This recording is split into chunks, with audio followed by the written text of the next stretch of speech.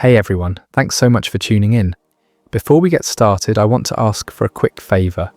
If you're enjoying this story, please consider using your hype points on this video. It genuinely helps the channel more than you could possibly know.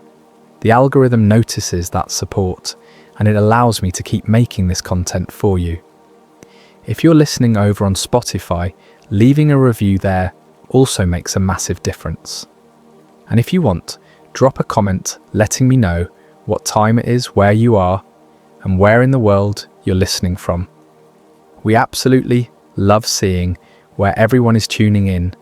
It's amazing to know this community spans the entire globe. And of course, if you enjoy the content and haven't already, please consider subscribing. It means the world. Alright, let's get into tonight's story. This one is different. No bright lights in the sky, no missing time in the traditional sense. Just a road that appeared overnight in a place you thought you knew, and the slow creeping realization that the world you think you understand might be far more malleable than you ever imagined. I have driven County Road 14 for the better part of a decade. It is not scenic. It is not memorable.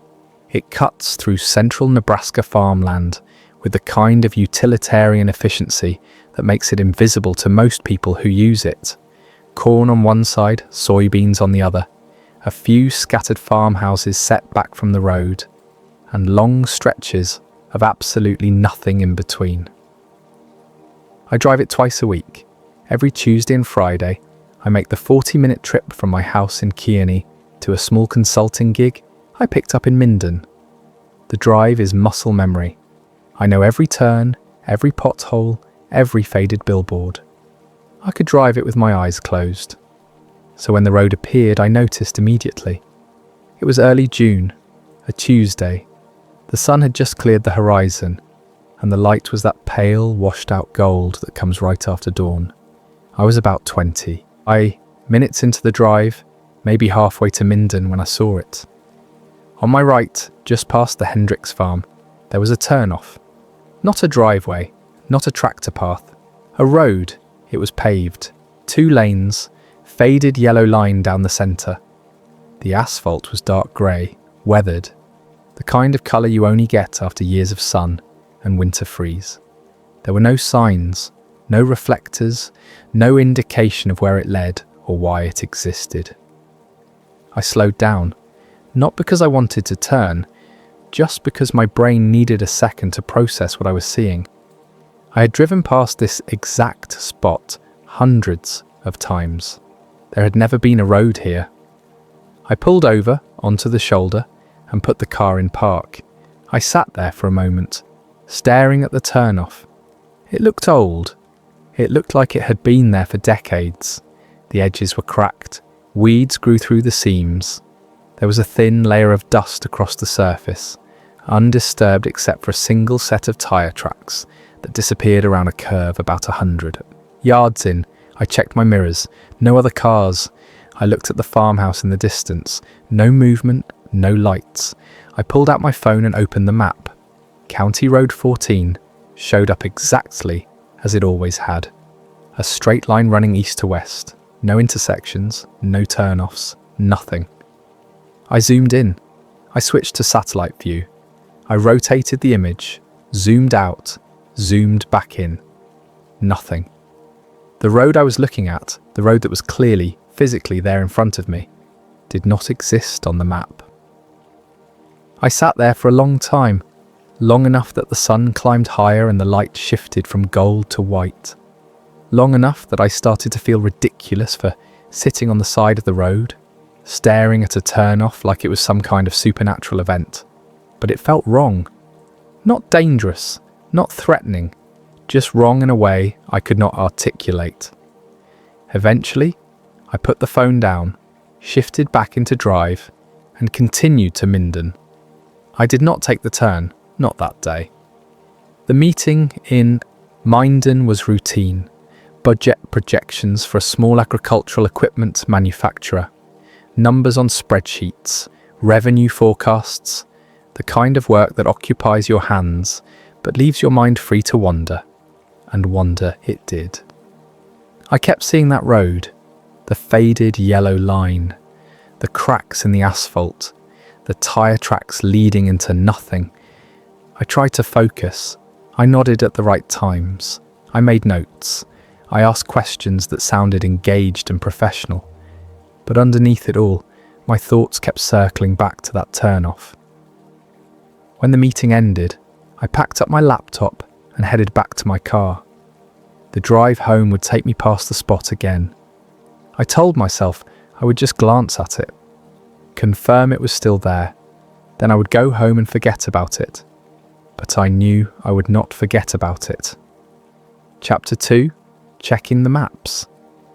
I could not stop thinking about it. All through my meetings that morning, I kept seeing that road in my mind. The faded yellow line, the cracks in the asphalt, the tyre tracks. On the drive back, I slowed down as I approached the Hendricks farm. The turn-off was still there, exactly as it had been, unchanged. I pulled over again. This time I got out of the car. The air was hot and still. The only sound was the faint hum of insects in the ditches and the distant rumble of a tractor somewhere far off. I walked up to the edge of the turn-off and crouched down, running my hand along the pavement. It was real, solid, warm from the sun. There was no construction debris, no tyre ruts from heavy machinery, no smell of fresh tar. It looked like it had been here forever. I stood up and looked down the road. It curved gently to the right, disappearing behind a line of trees about 200 yards out. I could not see where it went. I took a picture, then another. I pulled out my phone and checked the map again, zooming in on my exact location. Nothing. The blue dot that represented my position sat squarely on County Road 14. No intersections, no side roads. I switched to satellite view and waited for the image to load. When it did, I zoomed in as far as the resolution would allow. The land where I was standing showed nothing but grass and dirt. No pavement, no road. I took a screenshot. Then I got back in my car and drove home. That night, I pulled out every map I owned. I am not a collector, but I had a few old atlases in a box in the garage. Relics from road trips in the early 2000s, before GPS made them obsolete. I spread them out on the kitchen table and went through them one by one. County Road 14 appeared in all of them, but there were no side roads, no turn-offs, no intersections between Kearney and Minden. I checked online. I pulled up historical satellite imagery going back 20 years. I scrolled through every available year, looking for any sign of construction, any indication that the road had been built recently. Nothing. In every image, the land where the turn-off now sat was empty, just fields, dirt, grass. The road had appeared overnight, and according to every map, every satellite image, every piece of documentation I could find, it did not exist. I went to bed that night, but did not sleep. I lay awake staring at the ceiling, trying to make sense of what I had seen. There had to be an explanation. A surveying error. A glitch in the mapping software. Something. But I could not think of anything that made sense. I had touched the road. I had stood on it. I had felt the heat of the sun radiating off the asphalt. It was real. So why did the maps say it was not there? The next morning I called the County Road Commission. A woman answered on the third ring. She sounded tired. I explained that I had found what appeared to be a road that was not on any maps. I gave her the location. She put me on hold. When she came back, she told me there were no planned or ongoing construction projects in that area. No new roads, no private access routes, nothing. I asked if there were any historical records of roads that had been decommissioned or abandoned. She put me on hold again.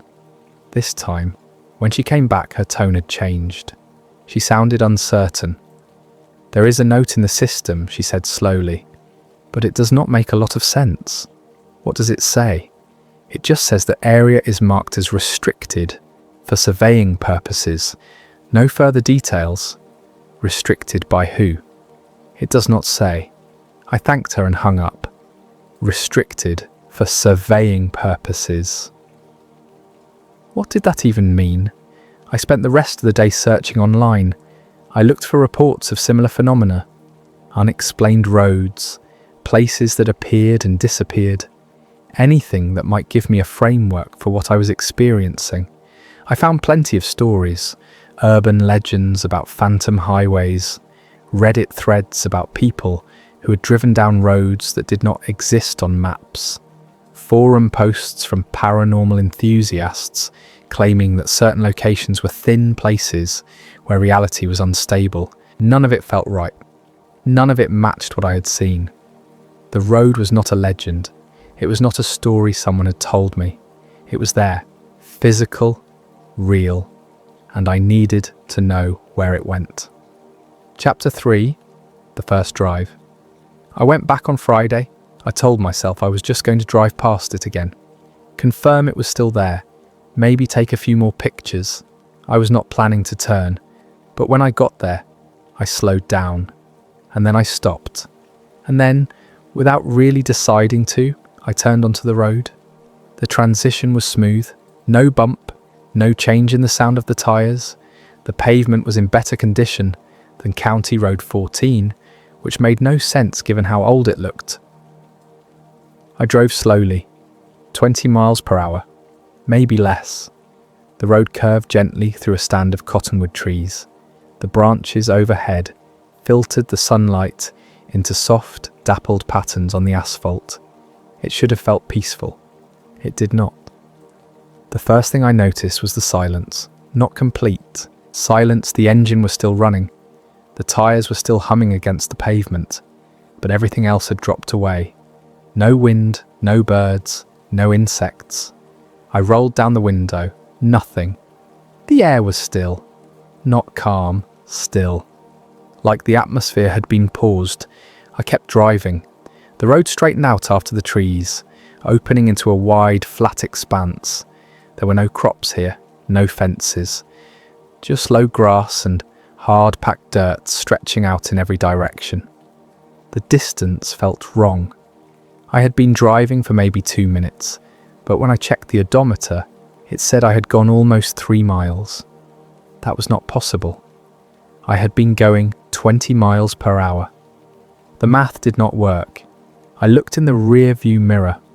The trees were gone. The entrance to the road was not visible. I should have been able to see it. The land was flat. There was nothing blocking the view, but it was not there. I kept driving. The landscape did not change.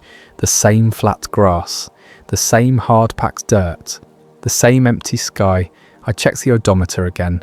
5 miles, then 7, then 10. I had been driving for maybe 10 minutes. I looked at the gas gauge. It had not moved. I looked at the clock on the dashboard. The numbers were frozen. 9:23. The same time it had been when I turned onto the road. I felt my chest tighten. I told myself to stay calm, to keep driving, to see where the road led. But part of me, some deep animal part, was screaming at me to turn around. I did not turn around, not yet. Chapter 4. The structure. The road ended at a structure. I do not know what else to call it. It was not a building. It was not a craft. It was not ruins. It was assembled. That is the only word that fits. It looked like something that had been put together from parts that were not designed to fit, but had been made to fit anyway. Smooth sections next to angular ones. Surfaces that reflected light in ways that did not make sense. No seams, no bolts, no welds. It was maybe 30 feet tall, maybe 50 feet wide. It sat in the centre of a flat, circular clearing, and the road ended about 20 yards from its base. I stopped the car. I did not turn off the engine. The structure did not move. It did not hum. It did not glow. It just sat there, inert and impossible. I stared at it for a long time. The surface was hard to describe. It was not metal, but it reflected light like metal. It was not stone, but it had the weight and solidity of stone. There were patterns across the surface, not decorative, not functional, just patterns, geometric shapes that repeated and overlapped in ways that hurt to look at for too long.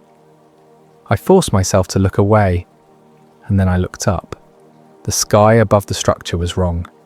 Everywhere else the clouds were moving, slow, lazy drifts from west to east, but directly above the structure, they were frozen. Not still, frozen, like a photograph layered over a video.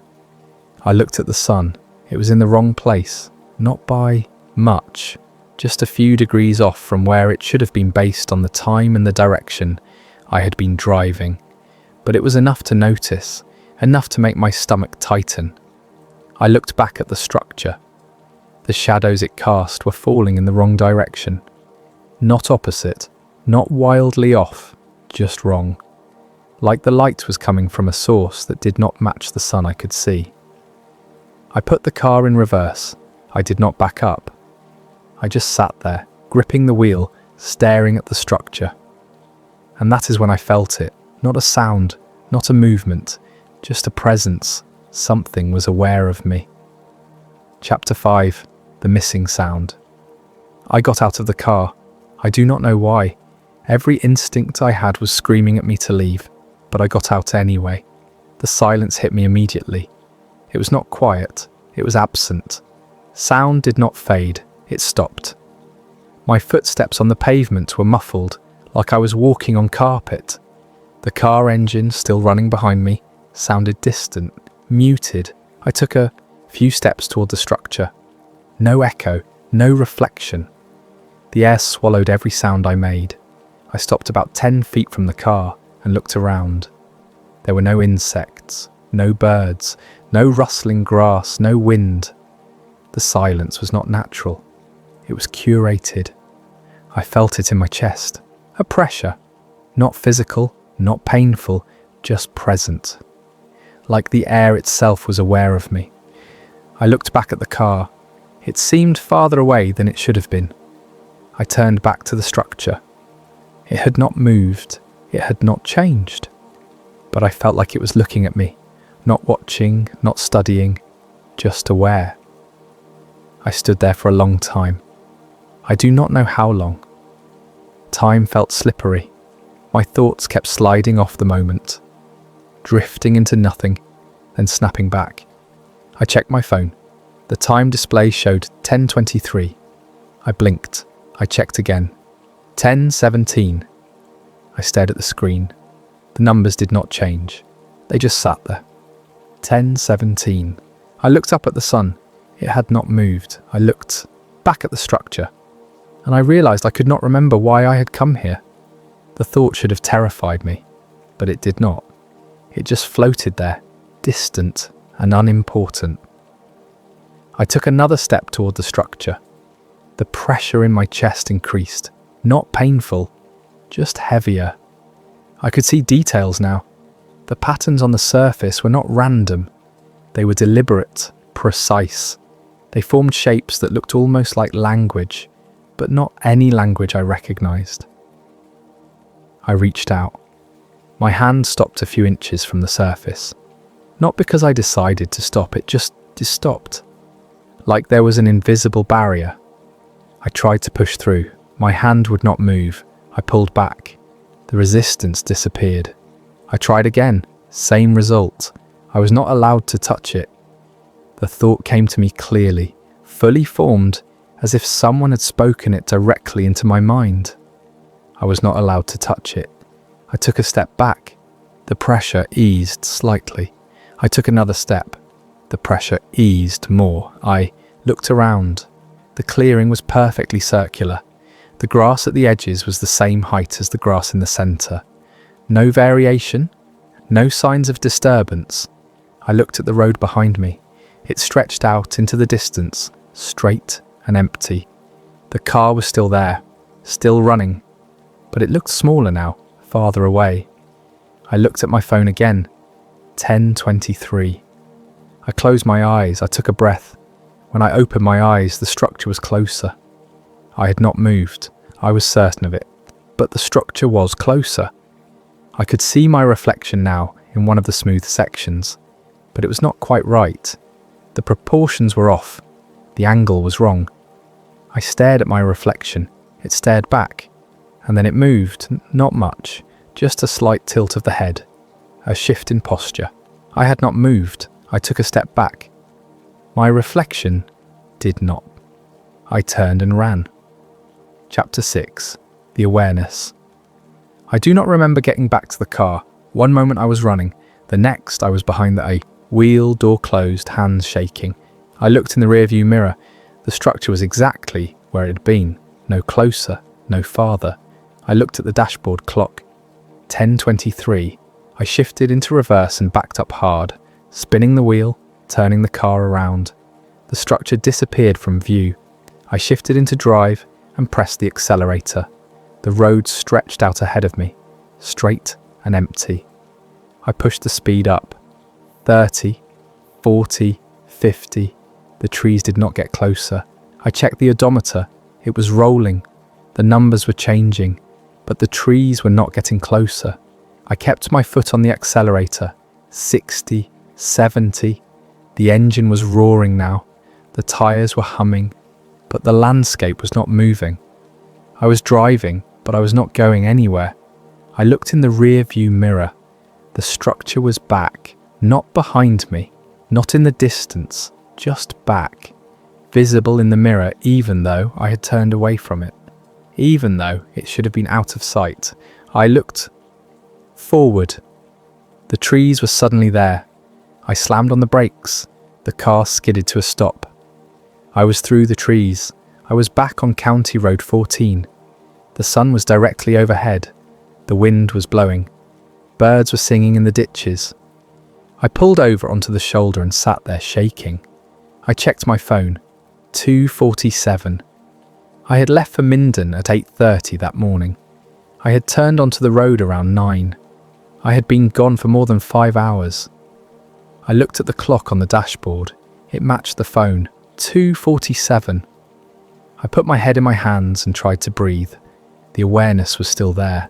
Not as strong, not as immediate, but there, lingering at the edges of my perception, like someone watching from just out of sight. I lifted my head and looked around. The highway was empty. The field stretched out on both sides, golden and ordinary. Everything was normal, but the awareness was still there. I started the car and drove home. It followed me, not physically, not visibly, but I could feel it, in the back of my mind, in the corners of my vision. I drove faster, 70, 80. The awareness did not fade. I pulled into my driveway and sat in the car, with the engine running. The awareness was still there. I went inside, I locked the door, I closed the blinds. The awareness did not leave. I sat on the couch and stared at the wall. I do not know how long I sat there, long enough that the light shifted, long enough that the shadows moved, and then slowly the awareness faded, not all at once, gradually, like someone walking away, getting farther and farther until they were out of range. I took a breath, then another. It was gone, but I knew it would come back. Chapter 7. Time slips. I did not leave the house for 3 days. I called in sick to work. I ignored phone calls. I let emails pile up unanswered. I spent the time researching, reading, searching for anything that might explain what had happened to me. I found a lot of stories, more than I expected. There were forums dedicated to people who had experienced similar phenomena. Missing time, roads that did not exist, structures that appeared and disappeared. Most of the stories were vague, second-hand, the kind of thing that gets passed around and distorted until it barely resembles the original experience. But some were detailed, specific, and they matched what I had experienced in ways that were impossible to ignore. One account stood out. It was from a woman in Montana. She'd been driving home from work one evening when she noticed a dirt road she had never seen before. She turned down it out of curiosity. The road led to a clearing with a structure in the centre. She described it the same way I would have. Assembled, no seams, wrong shadows. She had gotten out of her car and walked toward it. She felt the silence, the pressure, the awareness. But she had not run. She had walked up to the structure and stood there, waiting. She did not say what she was waiting for, just that she knew she was supposed to wait. And then, after an indeterminate amount of time, the structure had opened. Not a door, not a hatch. It had just opened, like the surface had become permeable. She had looked inside. She did not describe what she saw. She said she could not. Not because it was indescribable, but because the memory would not hold. Every time she tried to recall the details, they slipped away. When she finally left, hours had passed. The road was gone. Her car had been moved to the side of the highway. Keys in the ignition, engine off. She never went back. She never looked for the road again. But she said the awareness never fully left her. It was always there, quiet, waiting. I read the account 3 times. Then I closed the laptop and sat in the dark. I knew I would go back, not because I wanted to, but because I had to. The awareness was waiting, and it would not stop waiting until I returned. Chapter 8. The Road Back. On the tour, 4th day, I went back. I did not plan it. I woke up that morning with the intention of going to work, of resuming my normal routine, of pretending that nothing had happened. But when I got in the car, I did not drive to Minden. I drove to County Road 14. The turn-off was there. I pulled over and stared at it. The same faded yellow line. The same cracks in the asphalt. The same tyre tracks leading into the trees. I sat there for a long time. And then I turned onto the road. The transition was the same, smooth, silent. The world dropped away, and I was alone. I drove slowly. I did not check the odometer. I did not check the time. I just drove. The trees passed. The landscape opened up. The structure appeared in the distance. I stopped the car 20 yards from it, just like before. I got out. The silence was immediate, total. I walked toward the structure. The pressure in my chest built with every step. Not painful, just present. I stopped 10 feet away. The structure had not changed. The patterns on the surface were the same. The wrong shadows, the frozen clouds. I stood there and waited. The awareness was back, stronger now, more focused. I looked up at the structure, at the patterns, at the surfaces that reflected light in impossible ways. And I spoke. "Why did you show this to me?" No answer. I had not expected one. I took a step closer. The pressure increased. I took another step. The pressure became almost unbearable. I stopped. I could feel the awareness now. Not watching, not studying, just present, waiting. I closed my eyes and I felt it shift. Not the structure, not the awareness, something else. The air around me changed. The pressure eased. The silence deepened. I opened my eyes. The structure had opened. Not a door, not a hatch, just open. The surface had become permeable, and I could see inside. There was light, not bright, not harsh, just light, soft and diffuse and endless. I took a step forward. The pressure was gone. The awareness was still there, but it had changed. It was no longer waiting. It was inviting. I took another step. The light grew brighter. I could see shapes now. Movement. Patterns that shifted and reformed. I took another step, and then I stopped. I do not know why. Some instinct, some deep primal part of me that knew if I took one more step, I would not come back. Not because I would be trapped, not because I would be harmed, because I would not want to. I stood at the threshold and looked into the light, and I understood. This was not a test, it was not a trap, it was not a warning, it was an offer, an invitation to see more. to know more, to step beyond the edges of the map and into the places that exist outside our understanding.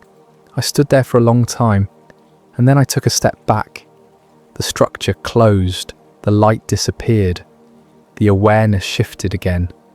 Not disappointed, not angry, just neutral. I turned and walked back to the car. I got in. I started the engine. I drove away. The road stretched out behind me. The trees appeared. I was back on County Road 14. The sun was setting. The sky was painted orange and pink. I checked the time, 6:15. I had been gone all day. I drove home. Chapter 9. The Aftermath.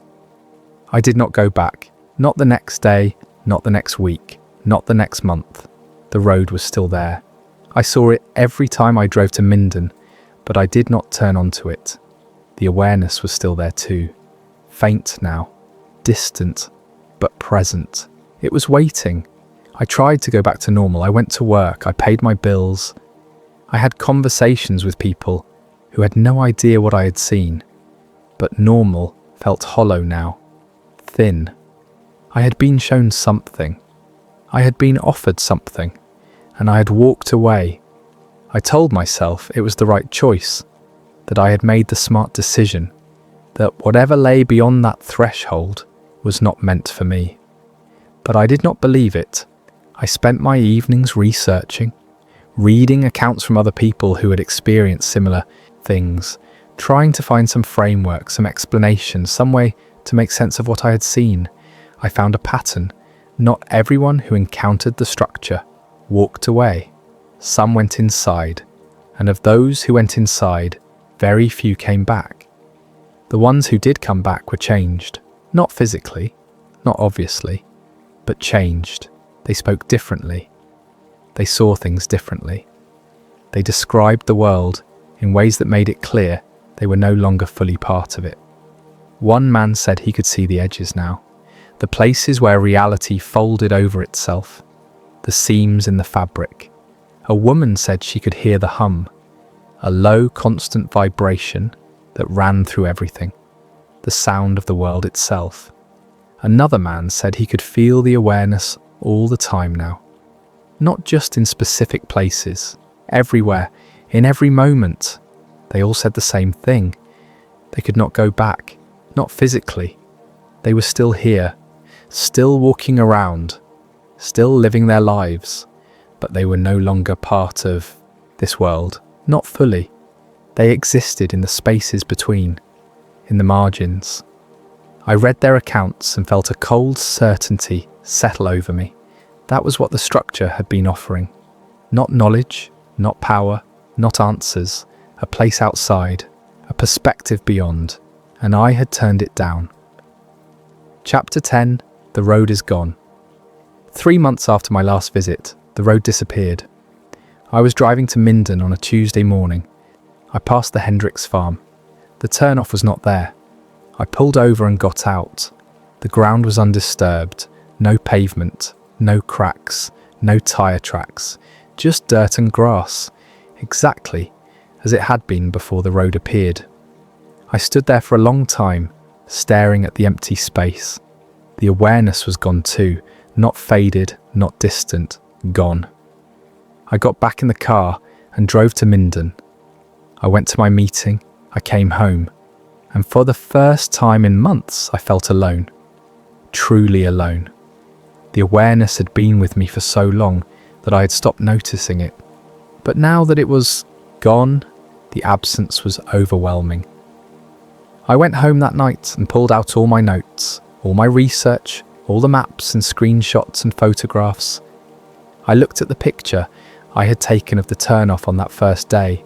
The road was there, clear, visible, real. I looked at the satellite images, the historical data, the maps, nothing. I opened my GPS history.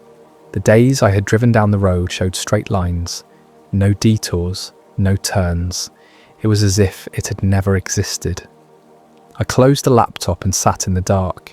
The road was gone. The awareness was gone. The structure was gone. And I was left with nothing but the memory. but the memory was enough. Because I knew something now that I had not known before. The world is not fixed. It is not static. It is not fully mapped. There are roads that appear and disappear. There are structures that exist outside our frameworks. There are places that are shown to some and hidden from others. And once you have seen one, you cannot unsee it. The map you thought you had is incomplete. The world you thought you knew is larger and stranger than you ever imagined. And somewhere in the spaces between the roads we see and the roads we do not, the awareness is still waiting. Not for everyone, just for those who have been shown. Chapter 11. What it means. I have spent the last year trying to understand what happened to me. I have read hundreds of accounts. I have spoken to dozens of people who claim to have had similar experiences. I have driven down roads that were not on maps and stood in places that should not exist. And I have come to a conclusion.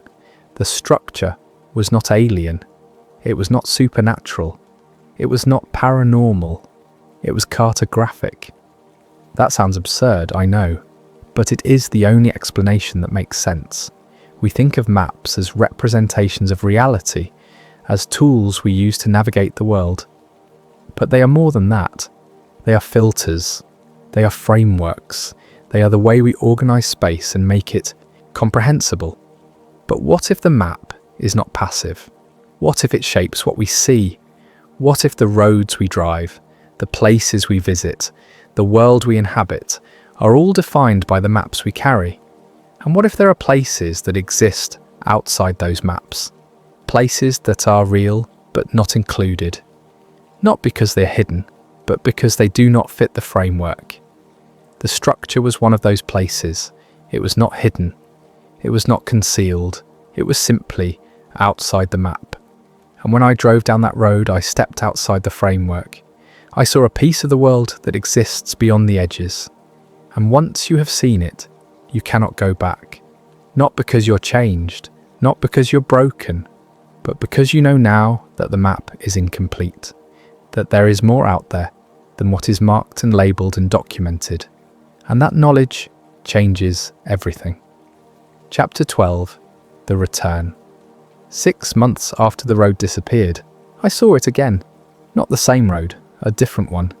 I was driving through Wyoming, middle of nowhere, empty highway cutting through sagebrush and hard-packed dirt. And there it was, a turnoff, paved, weathered, faded yellow line down the centre. I pulled over and stared at it. It was not on the map. I got out of the car. I walked up to the edge of the turnoff. I looked down the road. It curved gently to the left, disappearing behind a low ridge. I stood there for a long time. The awareness was back. Faint, distant, but there, waiting. I got back in the car. I did not turn onto the road, not that day. But I know I will. Someday. Because the awareness is patient. And the roads are always there, waiting to be found.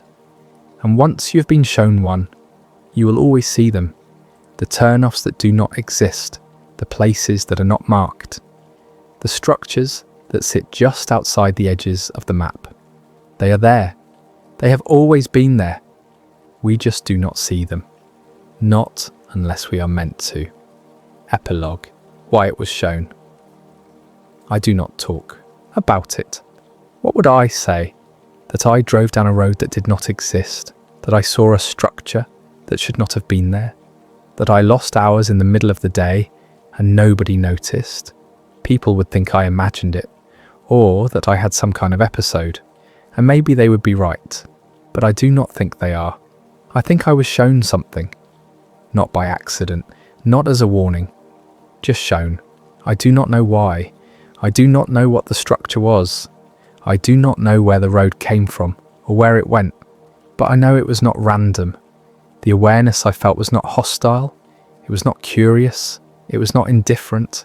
It was deliberate. Someone or something wanted me to see it, and then they took it away. I drive County Road 14 twice a week, every Tuesday and Friday. I watch for the turn-off. I check the maps. I search for any sign that it might come back. It has not, but I know it could, because I have learnt something I did not know before. The world we see is not the world that exists. We drive the same roads every day. We pass the same landmarks. We map the same terrain. And we convince ourselves that we know where we are, but we do not. We see what we are allowed to see. We notice what fits. And when something appears that does not fit, we explain it away. We rationalize, we forget. But I did not forget. I saw the road, I saw the structure, I felt the awareness, and I know now that the map we think we have is incomplete. There are roads we do not see, places we are not meant to find.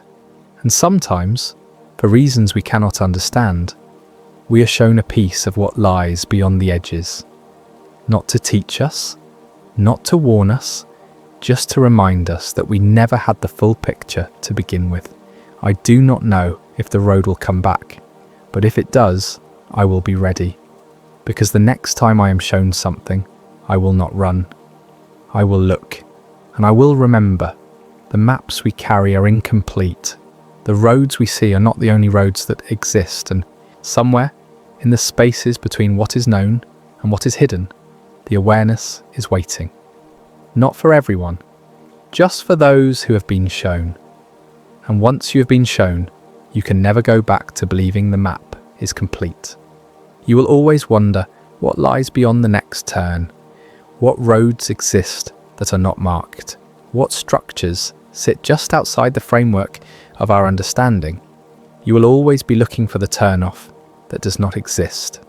And someday, you will find it. And when you do, you will have to make the same choice I made. To step through, or to walk away. There is no right answer, no correct choice. There is only the road, the structure, the awareness, and the question of whether you are ready to see what lies beyond the edges of the map. I was not ready. Not yet, but someday I will be.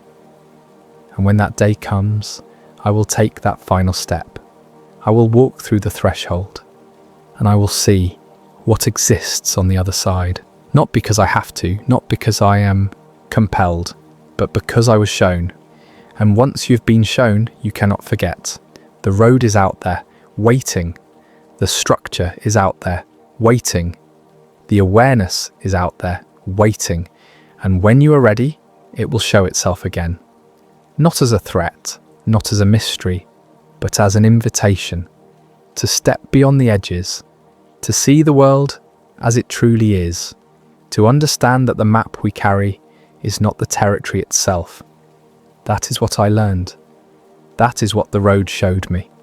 And that is what I carry with me now, every day, every drive, every moment.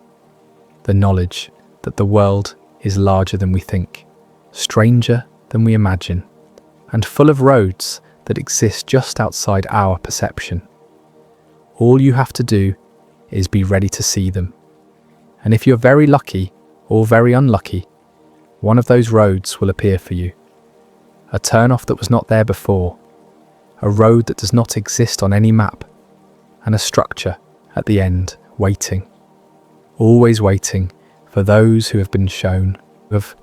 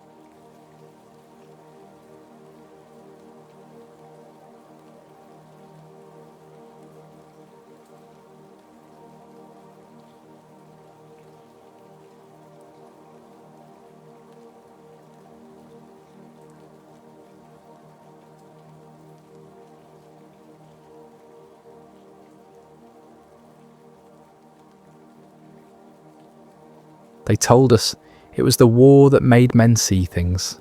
Stress, they said. Fatigue. The human mind playing tricks under impossible pressure.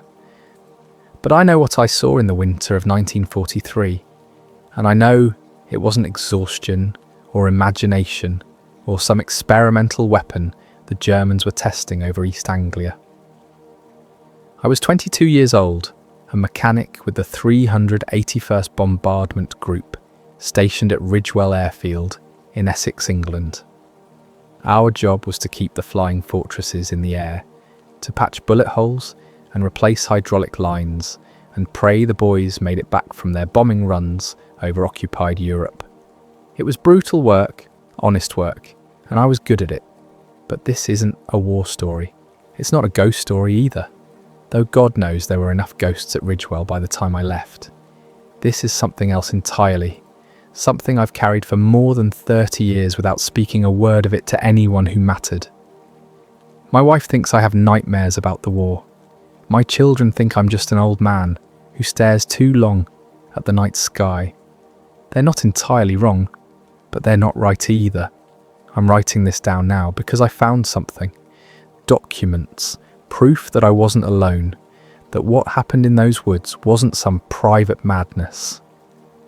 The British government declassified certain files in '77, buried in mountains of bureaucratic paper, about radar stations and aircraft production. But there, hidden in a folder marked with codes I didn't understand, was a memo dated December 19th, 1943. The night I collapsed in the forest, behind Ridgewell Airfield. The night everything changed. I'm 84 years old now. My hands shake when I write. The doctors say my heart could give out any day, and I believe them. So this is my confession, my testimony, my desperate attempt to tell someone what really happened before I'm gone. Not because I need anyone to believe me, but because the truth deserves to exist somewhere other than my failing memory. It started with the lights. Chapter 1. The First Sight. December was always brutal in Essex. The cold came off the North Sea like a living thing, cutting through wool and leather, settling into your bones until you forgot what warmth felt like. We worked in shifts around the clock, servicing the bombers that limped back from daylight raids over Germany. The night shift was the worst, working under blackout conditions with shielded lamps that barely illuminated the work in front of your face. You learned to work by feel as much as sight, your hands memorizing the placement of every bolt and wire. It was just past 2 a.m. on December 8th when I first saw it. I was underneath a fortress, checking the landing gear for stress fractures, when Jimmy Hartwell called down to me from the wing.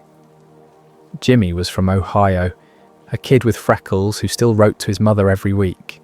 Good mechanic, better friend. "Hey you, see that?" His voice had an edge to it I didn't recognise. I rolled out from under the fuselage, wiping grease from my hands. "See what?" He was pointing east toward the edge of the airfield where the farmland began. At first I didn't see anything unusual, just the darkness beyond our work lights, the distant outline of trees against the starless sky. Then I caught it.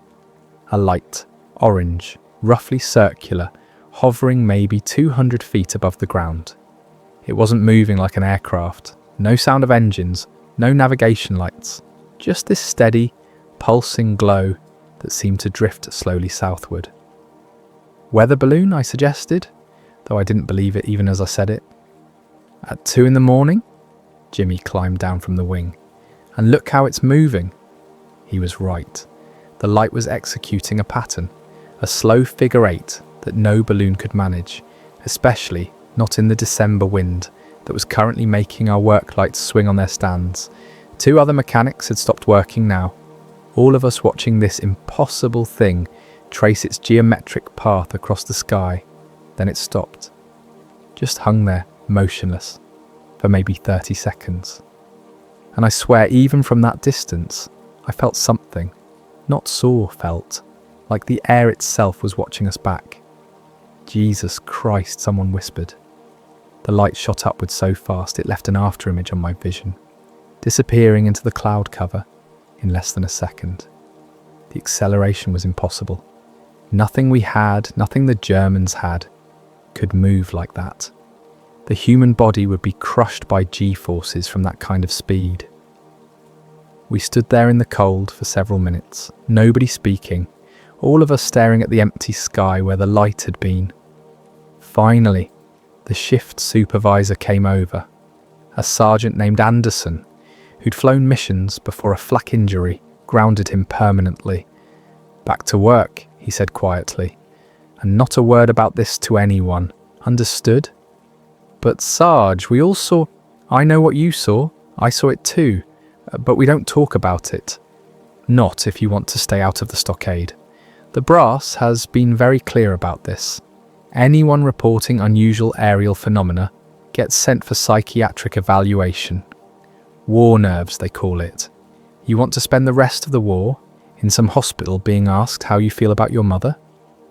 We went back to work, but I couldn't stop thinking about that light, about the way it moved with purpose and intelligence, about how it seemed to be observing us as much as we were observing it. Anderson's threats made it clear this wasn't the first sighting. Other men had seen things. Other men had been silenced. Over the next week, the lights appeared 3 more times, always at night, always executing impossible maneuvers. The pilot started calling them Foo Fighters, a phrase borrowed from a comic strip. The name made it sound harmless, almost silly. But there was nothing silly about the way those things moved, about the feeling of wrongness they left in their wake. The official line was always the same: German experimental aircraft, ball lightning, atmospheric reflections, weather phenomena, mass hallucination, brought on by stress and sleep deprivation. But I'd worked with aircraft for 3 years by then. I knew how planes moved, how they sounded, how they behaved in the sky. These lights were something else entirely. On December 14th, everything changed. That was the night the bomber came back wrong. Chapter 2. The Crashed Bomber. The alarm went up around 1900 hours. A fortress was coming in damaged, requesting emergency landing clearance. This wasn't unusual. We averaged maybe 1 emergency landing a week. Birds coming back with engines shot out, hydraulics failing, half the crew wounded or dead. You learned not to think too much about the statistics, about how many men didn't come back at all. But this one was different from the start. The radio traffic was garbled, the pilot's voice tight with something that sounded like fear. Not the controlled tension of a man dealing with mechanical failure, but raw animal panic. Ground control talked him down. While we stood by with fire equipment and ambulances, watching the damaged bomber circle the field once, twice, losing altitude in an uncontrolled descent that made everyone wince. The landing was brutal. The fortress hit hard, bounced, hit again, one of the landing gear collapsing. It skidded sideways off the runway, tearing through winter grass before finally grinding to a stop in a shower of sparks and torn metal. We were running before it stopped moving, fire extinguishers ready, expecting flames. But there was no fire, just this eerie silence as the props wound down and the fuselage settled onto its broken gear. The crew door opened and men started climbing out, some of them helped by others. I counted them as they emerged. 7 men. A B-17 flew with a crew of 10. The pilot was a lieutenant named Morrison, a veteran with maybe 20 missions under his belt. He sat down hard on the grass, pulled off his flight helmet, and just stared at nothing. His hands were shaking so badly he couldn't light the cigarette someone offered him. "Where's the rest of your crew?" Anderson asked. Morrison didn't answer for a long moment. When he finally spoke, his voice was barely above a whisper. "Gone." "Blown out? Did you take flak over the target?" "No." Morrison looked up at him, and his eyes were wrong. Empty. They were just gone. Taylor was in the ball turret, Williams was waist gunner. Jackson was in the tail. We were over the channel, heading home. Everything was fine. And then this thing appeared. What thing? A sphere, orange, like those lights we've been seeing, but bigger. Close. It came right up alongside us, maybe 50 feet off the starboard wing. No sound, no exhaust, just this light, pacing us. And then everything went wrong. The radios died. The instruments started. Spinning! The altimeter showed us at 10,000 feet, then 5,000, then back to 10,000. The artificial horizon was tumbling. I couldn't trust any of my gauges. The bombardier, a kid named Peters, nodded frantically. It was like the plane forgot how to fly. We started dropping, but it wasn't a normal stall. It was like something was pulling us down. The engines were still running. The props were turning. But we were falling. "And your crew?" Anderson's voice was carefully neutral. "We called back to them," Morrison said, "on the intercom. Taylor didn't answer, so I sent Peters to check. He climbed down to the ball turret and..." He stopped, his jaw working. The turret was empty. Guns were there. Ammo was there. But Taylor was gone. Just gone. No blood, no damage, nothing. Like he'd never been there at all. "Same with the tail," Peters added.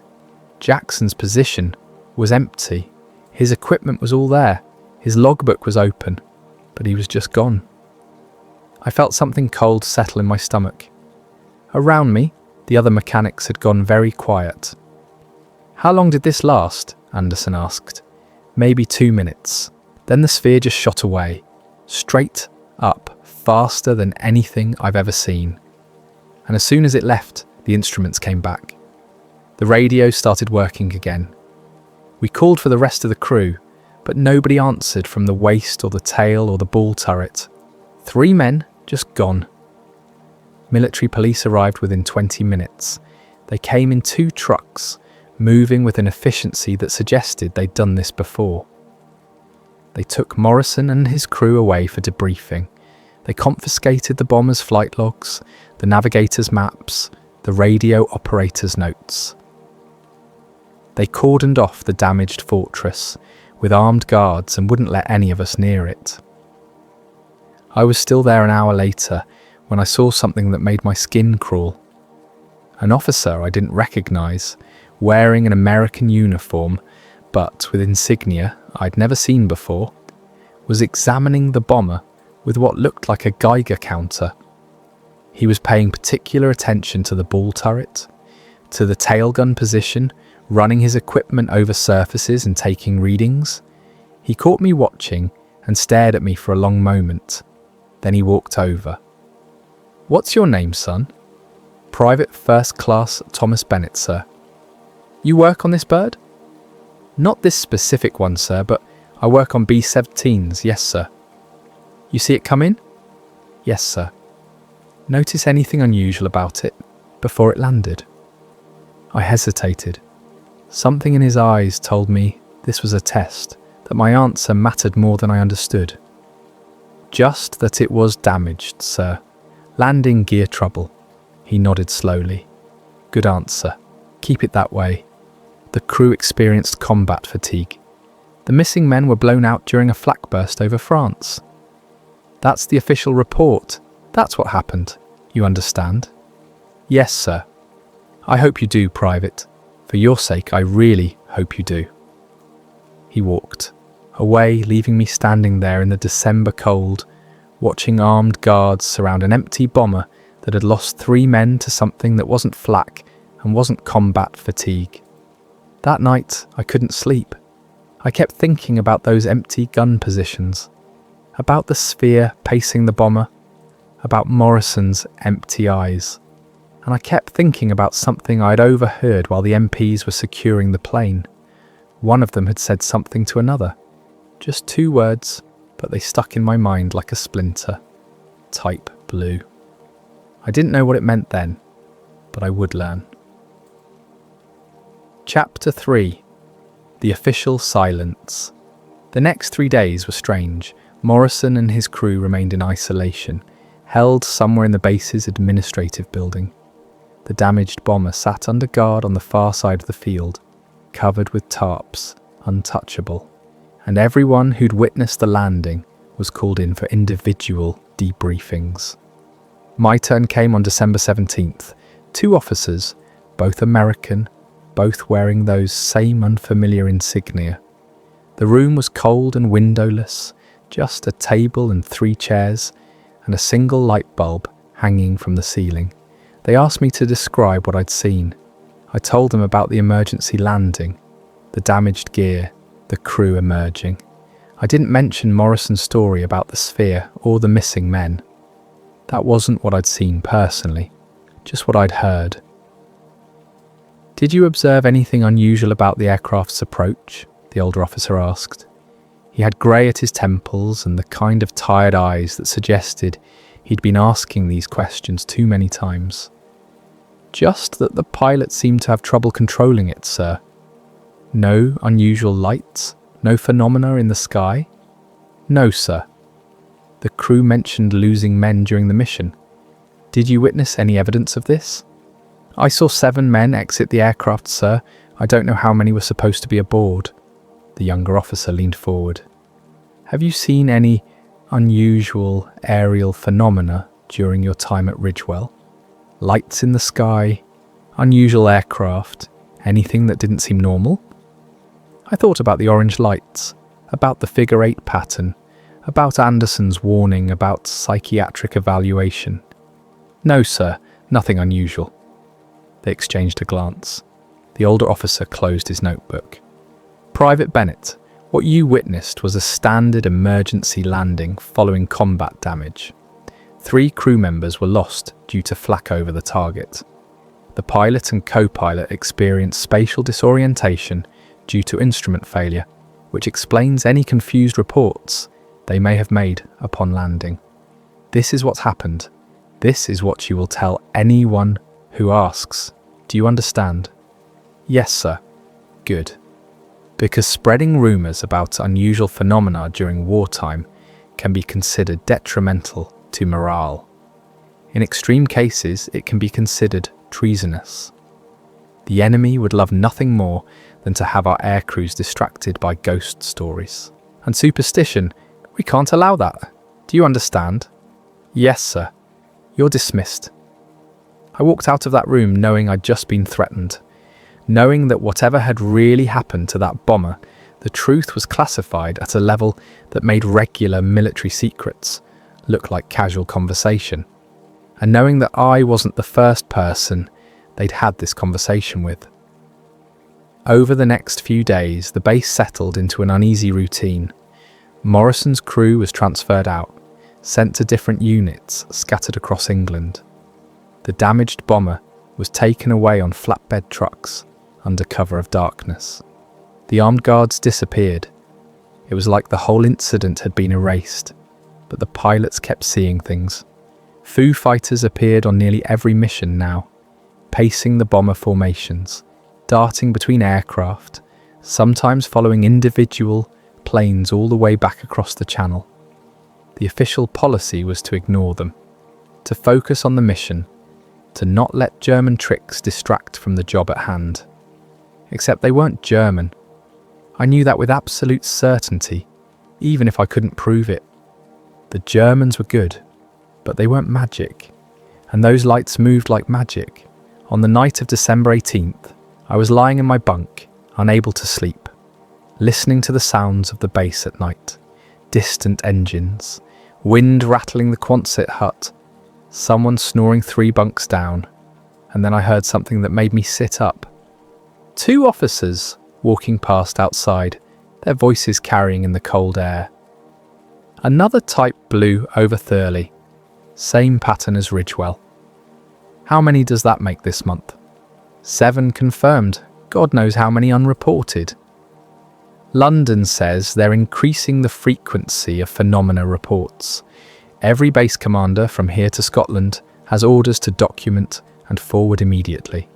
For all the good it does, what are we supposed to do, shoot at them? They move faster than anything we have. The real question is, what do they want? Are they observing? Testing? Hunting? Their voices faded as they moved away, leaving me staring at the dark ceiling of the hut. Type blue. Phenomena reports. 7 confirmed incidents just this month. Whatever was happening, it was bigger than one bomber, bigger than Ridgewell Airfield, bigger than anyone was admitting. I made a decision then. I had to see for myself. I had to know what was really out there, beyond the official stories and the classified debriefings and the threats of psychiatric evaluation. The next time I saw one of those lights, I was going to follow it. I was going to find out what was making them. I had no idea what that decision would cost me. Chapter 4. The Encounter in the Woods. The following night, December 19th, I volunteered for a late shift. Anderson gave me a strange look but didn't question it. Extra hands were always welcome, and I had a reputation as a reliable worker. What I didn't tell him was that I had no intention of staying on the flight line all night. The lights had been appearing most frequently between 2 and 4 in the morning, always over the eastern edge of the base, where the airfield met the forest. At 2:15, I told Jimmy Hartwell I needed to check on some equipment in one of the distant hangars. He barely looked up from the engine cowling he was working on. The December night was bitter cold, the kind that made your lungs ache with each breath. I walked away from the work lights, into the darkness beyond the flight line, heading toward the perimeter fence. The moon was hidden behind clouds, giving me enough darkness to move unseen. The fence was chain link, topped with barbed wire, but there was a section near the forest where maintenance crews had created an unofficial gap for quick access to the woods beyond. Officially, the forest was off limits. Unofficially, everyone knew about the gap, used it for shortcuts, for the occasional illicit hunting trip. I slipped through and found myself among the trees. The darkness was total here, away from the base lights. I stood still, letting my eyes adjust, listening to the winter silence of the woods. Somewhere an owl called, branches creaked in the wind, and underneath it all I felt that same presence I'd felt when watching the orange light execute its impossible maneuvers, the sensation of being observed. I walked deeper into the forest, no clear destination in mind, just following instinct. The ground was frozen hard, covered with a thin layer of frost that crunched beneath my boots. Every sound I made seemed impossibly loud in the stillness. Then I saw it. A glow between the trees ahead, faint at first, like distant firelight, but the colour was wrong for fire, that same orange luminescence I'd seen in the sky. I moved toward it, my heart hammering, every rational part of my mind screaming at me to turn back. The trees opened into a small clearing, maybe 40 feet across, and there, hovering perhaps 3 feet above the frozen ground, was something I still struggle to describe adequately. It was roughly the size of a jeep, but the shape was all wrong. Smooth curves, no visible seams or rivets or welds.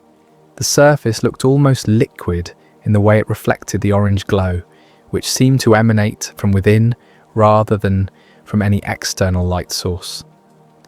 The colour pulsed slowly, like breathing. No sound. That's what struck me most forcefully. No engine noise, no hum of generators, no crackle of electricity. Just this absolute silence, broken only by my own ragged breathing and the hammer of my pulse in my ears. And it was doing something impossible. It was hovering with no visible means of propulsion. No wings, no rotors, no jets of air or flame, just floating there, defying every law of physics I'd been taught. I stood at the edge of the clearing, unable to move, unable to look away, and as I watched, something changed. The glow intensified slightly, the pulse quickening. The air itself seemed to thicken, become heavier, pressing against my skin. Then something moved behind the object.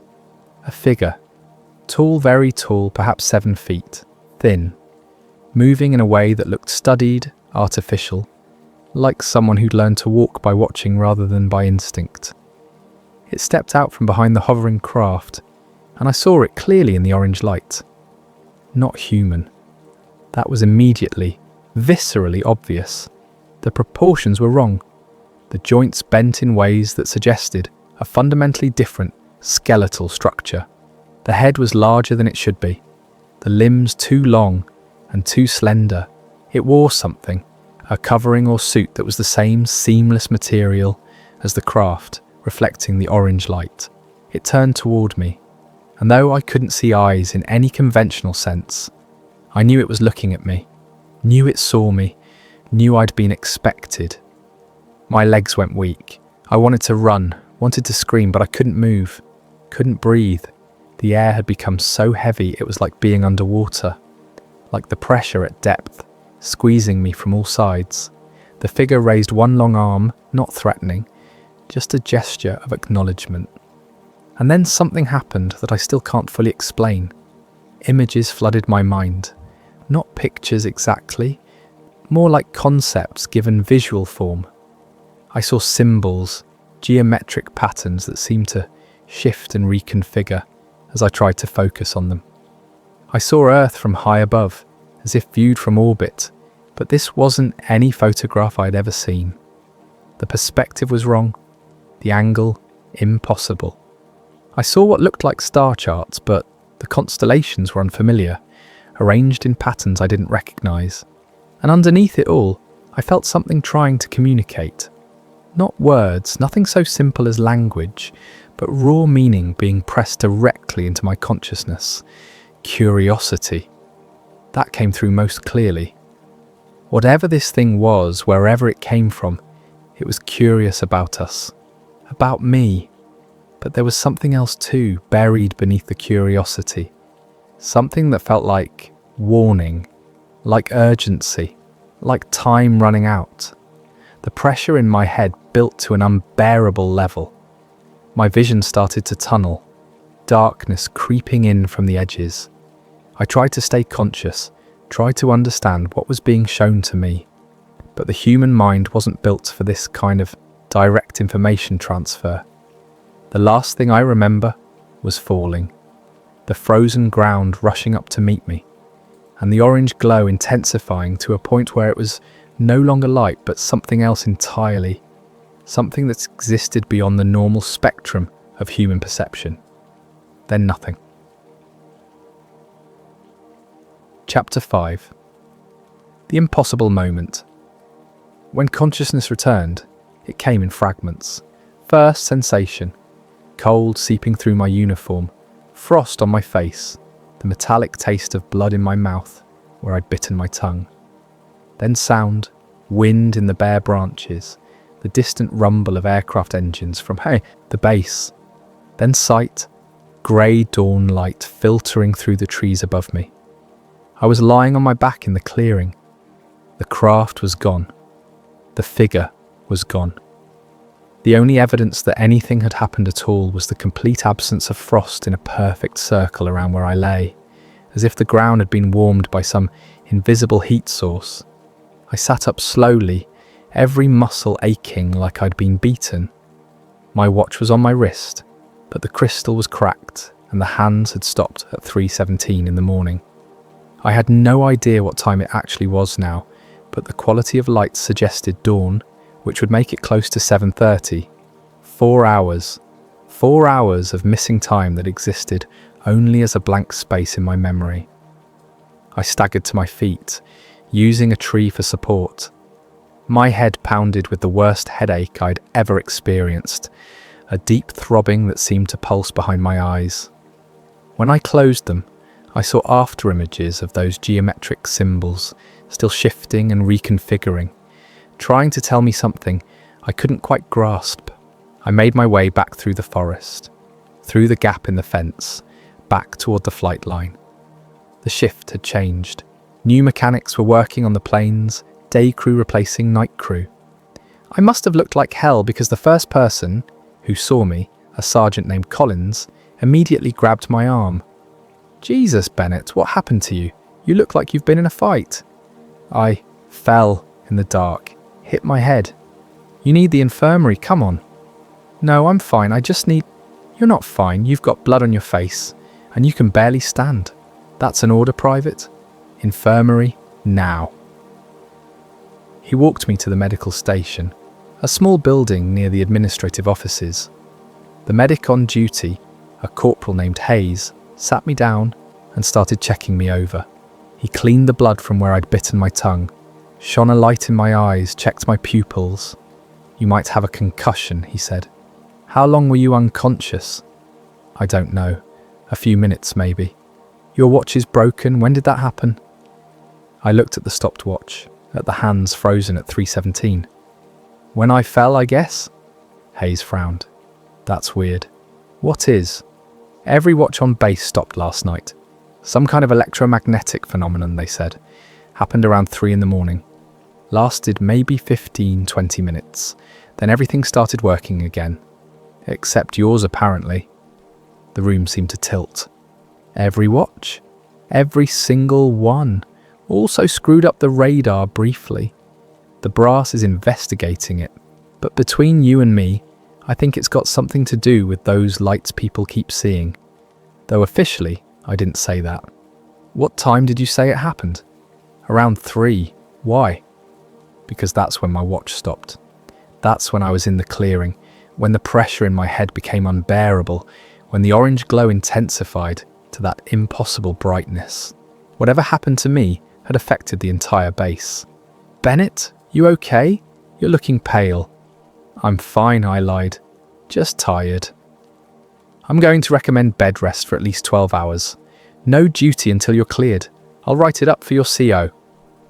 I didn't argue. I needed time to think, to process what had happened, to figure out what those symbols meant, and why I could still see them when I closed my eyes. Hayes sent me back to the barracks with orders to rest.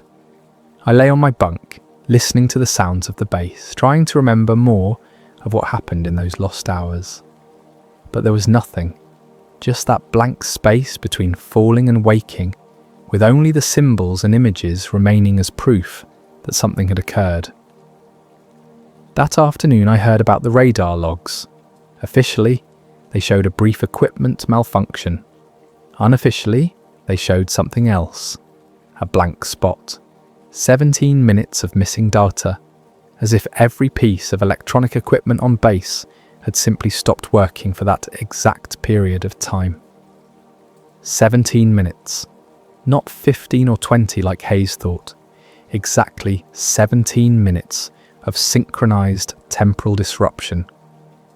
I thought about the documents I would find decades later, about the phrase 17-minute synchronized temporal anomaly, typed on official letterhead. But that was still years away. In that moment, lying on my bunk in December of 1943, all I knew was that something impossible had happened, and the military was already working to explain it away or bury it completely. Chapter 6. Missing Time. The headaches lasted for 3 days, deep throbbing pain that normal aspirin barely touched.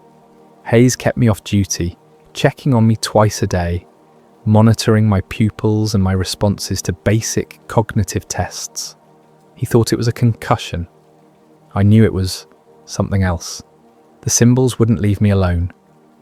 When I closed my eyes, they were there, those geometric patterns shifting and reconfiguring. When I tried to sketch them, my hand couldn't quite capture what I saw in my mind. It was like trying to draw a 4-dimensional object using only 2 dimensions. The information was there, but the medium was inadequate. On the 3rd day, Jimmy Hartwell came to see me. He sat on the bunk next to mine, keeping his voice low. "You hear about the investigators?" "What investigators?" "Military intelligence. They showed up yesterday. Different from the regular MPs, different even from those weird officers who came after Morrison's bomber. These guys are from London, maybe higher, and they're asking very specific questions." "About what?" "About the night you went missing, about the electromagnetic event, about anyone who might have been near the perimeter fence around 3 in the morning. He looked at me directly. You were near the perimeter that night, weren't you? I don't know what you're talking about. Tommy, I'm your friend. I'm not going to say anything. But these men, they're not playing games. They've been interrogating people one by one, and the questions they're asking, they know something happened, something specific. What kind of questions? Did you see the object's underside? Did it communicate in images or impressions? Did you experience missing time or temporal displacement? He lowered his voice even further. They're asking if anyone made contact. My mouth went dry. What did you tell them? The truth, that I was working on the flight line all night, that I didn't see anything unusual, except you leaving to check on equipment and not coming back until morning. I covered for you, Tommy. Told them you must have been in one of the distant hangars, that the night shift gets spread out sometimes. But I don't know if they believed me. They're going to want to talk to me. Yeah, probably tomorrow, once Hayes clears you for duty. Whatever happened to you that night, whatever you saw or did, you need to get your story straight. Because these men can make people disappear. I've heard stories. After Jimmy left, I lay there trying to decide what to do. Tell the truth and risk being locked up as insane or worse? Lie and hope they couldn't prove otherwise? The problem was, I didn't fully know what the truth was. I had fragments of memory, images that didn't make sense, and a gap in time I couldn't account for. The investigators came for me the next morning. 2 men in civilian clothes with military posture and cold, evaluating eyes. They took me to the same interrogation room where I'd been debriefed after Morrison's landing, but this time the atmosphere was different, more serious, more dangerous. Private Thomas Bennett, the older one said, consulting a file. Mechanic, good service record, no disciplinary issues. On the night of December 19th, you left your duty station around 0200 hours. Where did you go? There was a report of a hydraulic leak on one of the birds in the far hangar. I went to check it. Anyone see you there? Night shift is pretty empty, that far from the flight line. I was alone. What time did you return? Around 0700, I think. My watch had stopped, so I'm not sure exactly. The younger investigator leaned forward. Your watch stopped at 3:17, the same time every piece of electronic equipment on this base experienced a synchronized malfunction lasting exactly 17 minutes. Do you find that coincidental? I dropped it when I was working. The crystal cracked, it happens. You also presented at the medical station with symptoms consistent with exposure to high levels of electromagnetic radiation. Headaches, disorientation, memory gaps. The medic's report notes you couldn't account for several hours of time. I kept my face neutral. I hit my head. The medic said I might have a concussion. They exchanged a glance. The older one opened a different file, pulled out a photograph. It was grainy, taken at night, with infrared film, but I could make out the forest, the clearing, and something glowing in the centre. The shape was unclear, but the orange luminescence was unmistakable. This photograph was taken by an automatic camera positioned on the perimeter at 0300 hours on December 19th. The camera captured this image, then experienced the same malfunction as everything else on base, 17 minutes of dead time. When it resumed function, the object was gone. He slid the photo across to me. Have you ever seen anything like this? My heart was hammering, but I kept my voice steady. Looks like a light of some kind. Yes, a light that appeared in the forest beyond the perimeter fence at exactly the time you claim to have been in a hangar on the opposite side of the base. A light that coincided with a 17-minute electromagnetic event affecting every piece of equipment we have. He leaned back. I'm going to ask you a direct question, Private Bennett, and I strongly advise you to answer truthfully. Were you in the forest on the night of December 19th? I thought about Jimmy's warning, about people disappearing, about psychiatric evaluations and military prisons. But I also thought about that figure, about the symbols, about the feeling that something important had been communicated to me, even if I couldn't fully understand it yet. No, sir, I was in the hangar. Can anyone corroborate that? No, sir. Like I said, I was alone. The younger investigator stood up abruptly. We know you're lying. We know someone was in that clearing, someone who had close proximity to an unknown object. We have evidence of human presence, footprints, disturbed ground. And you show every symptom of exposure to whatever that thing was. I don't know what to tell you. I wasn't there. The older one closed his files. Let me be very clear about something, Private Bennett. This is a matter of national security. If you had contact with an unknown entity or object, we need to know. We're not going to punish you for it. We're trying to understand what's happening, to determine if these phenomena represent a threat. But we can only do that if witnesses are honest with us. I understand, sir, but I can't tell you about something that didn't happen. They kept at it for another hour, asking the same questions from different angles, trying to catch me in contradictions. But I stuck to my story. I was in the hangar. I hit my head. I don't remember much after that. Eventually, they let me go with a warning that I was to report any unusual sightings or experiences immediately. I walked out of that room, knowing I'd made an enemy of two men who had the power to make my life very difficult. But I also knew with absolute certainty that they'd been telling the truth about one thing. This wasn't the first incident. The photograph, the automatic camera, the specific questions about communication and temporal displacement. They'd been investigating these phenomena for a while. I was just one more data point in a pattern they were trying to understand. That night, I learned something else. Anderson pulled me aside after dinner, his expression grim.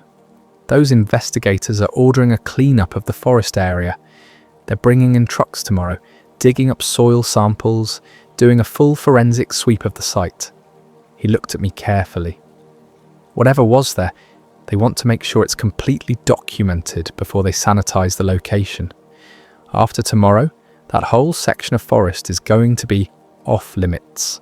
New fencing, security patrols, the works. Why are you telling me this? Because I saw the medic's report. I saw the investigation file. And I'm not stupid, Tommy. I know you were out there. I know you saw something.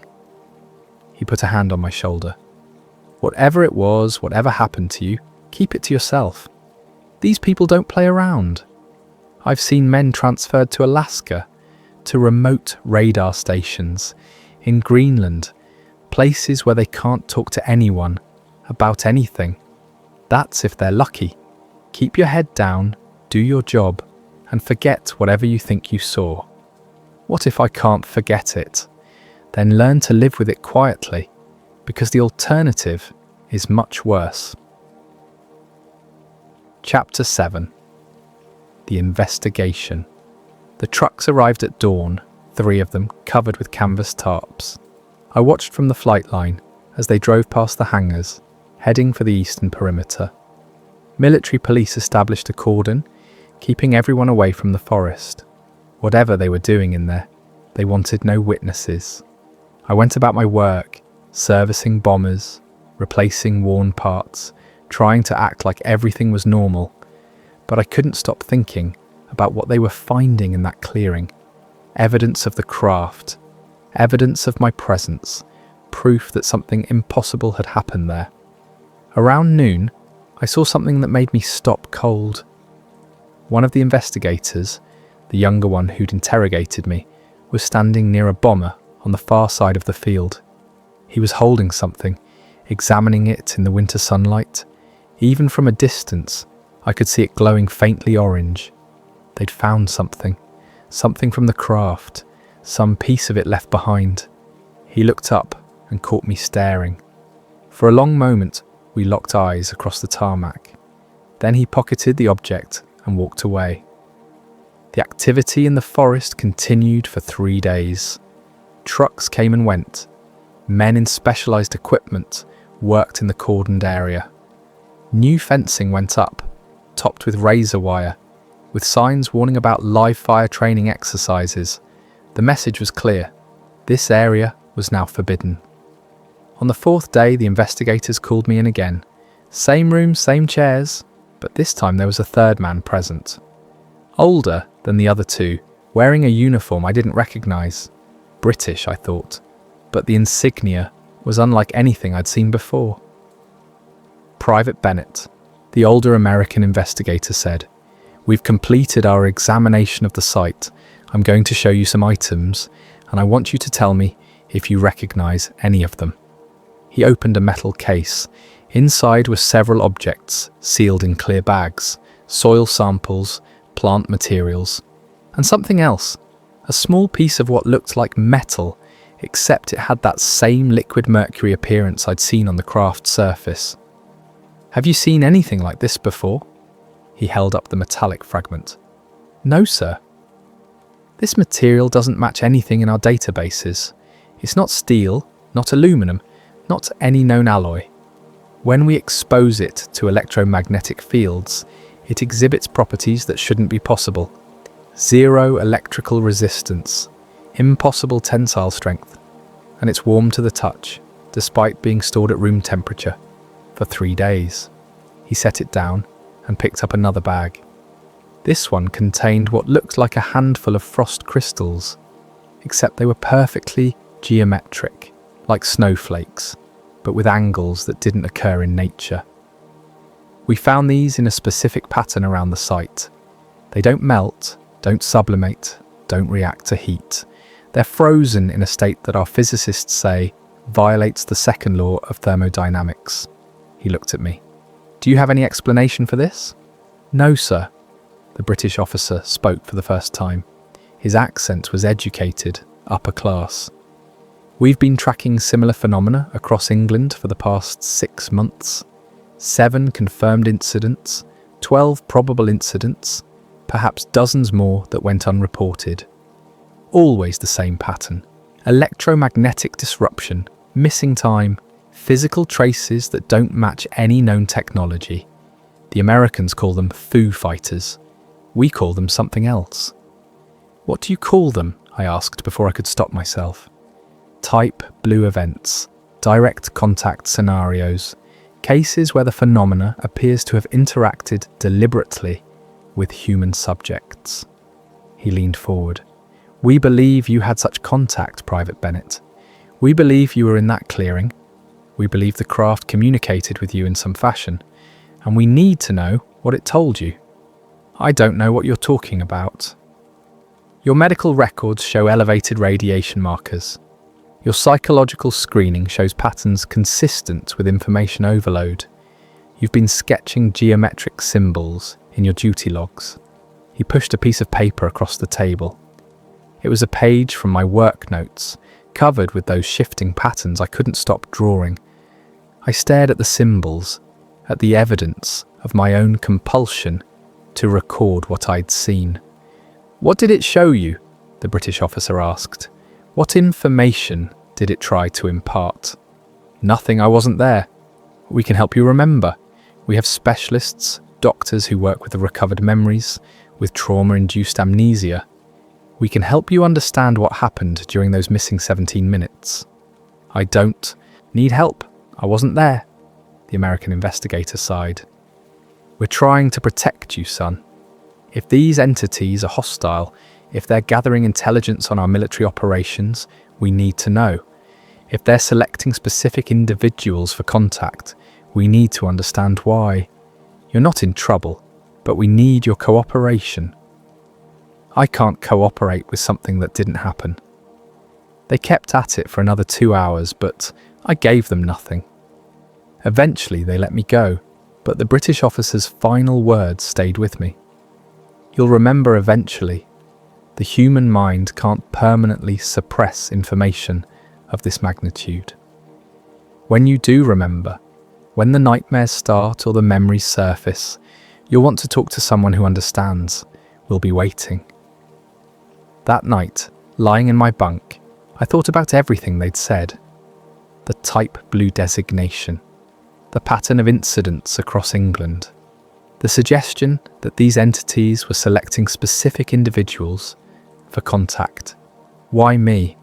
I was nobody, just a mechanic, no special training or knowledge that would make me valuable for intelligence gathering. Unless it wasn't about what I knew. Maybe it was about what I'd seen, or what they wanted me to see. The symbols continued to haunt me.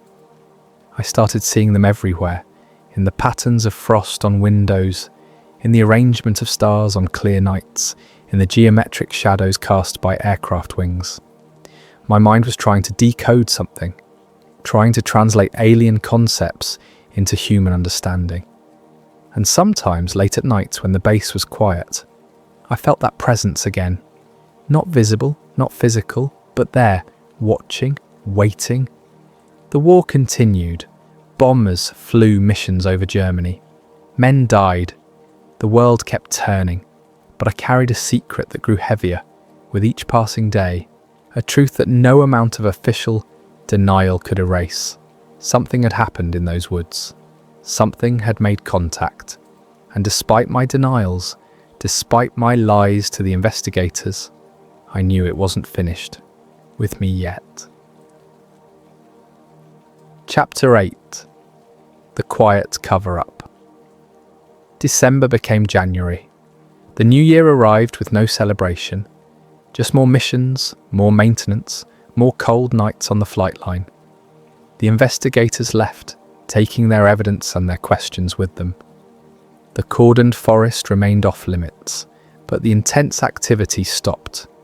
Life at Ridgewell Airfield returned to something resembling normal. Except it wasn't normal. Not for me. The symbols had evolved in my mind, becoming more complex, more insistent. I filled notebooks with them during my off hours, trying to capture the patterns I saw when I closed my eyes. Sometimes, I'd wake in the middle of the night, with my hand cramping from hours of unconscious drawing, pages covered with geometric designs I didn't remember creating. Jimmy noticed. "You okay, Tommy? You're getting kind of obsessive with those drawings." "Just doodling helps me think." "Those aren't doodles, they're..." He studied one of the pages. "They're too perfect, too geometric. What are they supposed to be?" "I don't know. They're just patterns I see sometimes." He looked at me with concern. "Maybe you should talk to the chaplain or something. You've been different since that night you went missing. Quieter, more distant. Whatever happened to you, it's eating at you." "I'm fine." "You're not fine, but I guess that's your business." He handed back the notebook. "Just be careful, okay? Those investigators might be gone, but I guarantee they're still watching. Don't give them a reason to come back." He was right to be worried. I later learned that my mail was being monitored, my movements tracked, my conversations recorded. Not overtly, not in any way I would have noticed at the time, but the surveillance was there. They were waiting for me to crack, to reach out to someone, to reveal what I knew. On January 15th, something happened that changed everything. A bomber returning from a mission over Germany reported contact with FU fighters. But this time, the pilot did something unprecedented. He tried to communicate with them. The report came through channels marked urgent and classified. I only heard about it because Anderson let something slip during a late-night shift. Stupid bastard flashed his landing lights at one of those things. Morse code. Identify yourself. And you know what happened? What? The thing flashed back. Same pattern, same timing, but in reverse, like it was mocking him, or maybe showing it understood. Either way, it scared the crew so badly they nearly ditched in the channel. He shook his head. Command is losing their minds over it. It's one thing for these things to be mysterious. It's another for them to demonstrate intelligence, communication capability. What did the pilot say afterward? That's the weird part. He says he can't remember most of the encounter. Just fragments, images that don't make sense. Sound familiar? It did. It sounded exactly like what had happened to me. That night, I was called to the administrative building, not to the interrogation room, but to a different office. The British officer was there, the one who'd spoken about Type Blue events. He was alone this time. Sit down, Private Bennett. We need to have a frank conversation. I sat wary. The incident today confirms what we've suspected for months. These entities, whatever they are attempting systematic communication with human subjects. They're studying us, learning our languages, our behaviours, our technology. The question is why? I wouldn't know anything about that, sir. Stop. Just stop with the denials. We both know what happened to you in those woods. I'm not here to interrogate you or threaten you. I'm here because you're part of a very small group of people who've had direct contact with these entities and survived intact enough to potentially remember details. If you know I had contact, why don't you just arrest me? Because that would be counterproductive. We need you cooperative, not terrified. And because arresting you would require explaining to your command structure why, which would mean revealing the existence of a classified research program that most of the military doesn't know exists. He pulled out a folder. I'm going to show you something. Not to prove a point, but because I think you have a right to know you're not alone. He opened the folder. Inside were reports, dozens of them, each marked with those strange insignia I'd seen on the investigators' uniforms, each describing incidents similar to mine. Missing time, electromagnetic disruption, direct contact, communication attempts. Rendlesham Forest 2 years ago, an entire RAF base experienced a Type Blue event. Bentwaters Air Force Base, 3 separate incidents last year. And those are just the documented cases. We estimate there are hundreds more that went unreported because the witnesses were too frightened to come forward. Why are you telling me this? Because the incidents are increasing in frequency. Because we need to understand what these entities want before the situation escalates beyond our control. And because you experienced something during your contact that most others didn't. Successful information transfer. Those symbols you keep drawing, they're not random. They're a language, or the beginning of one. A way of encoding information that transcends conventional human mathematics. He pushed another sheet across to me. It showed one of my symbols, but beneath it was an analysis written in technical language I could barely understand. Something about multi-dimensional geometry and quantum entanglement. You received data, Private Bennett. Your brain is trying to decode it, which is why you can't stop drawing these patterns. The question is, what was the message? I don't know. I can't make sense of any of it. Not yet, but you will eventually. The human mind is remarkably adaptable. Given time, you'll start to understand what you were shown. He closed the folder. When that happens, I need you to contact me. Not your commanding officer, not the MPs, me specifically. He handed me a card with a phone number and nothing else. Why would I do that? Because if you don't, and you start to understand what they showed you, you're going to need help processing it. These entities communicate on a level that human psychology isn't equipped to handle. People who've received significant data transfers often experience breakdowns, psychological fractures, cognitive dissonance that becomes debilitating. I can connect you with resources that can help. Or you just want to study me like a lab rat. Both things can be true. Yes, we want to understand what happened to you, but we also genuinely want to help. These entities chose you for a reason. That makes you valuable, but it also makes you vulnerable. The offer stands. He left me sitting there with the card and too many questions. I threw the card away that night, but I memorized the number first. Some part of me knew I'd need it eventually. January became February. The symbols continued to evolve, and I started noticing other changes, subtle things I couldn't explain. Compasses would spin when I got too close. Electronic equipment would occasionally malfunction in my presence.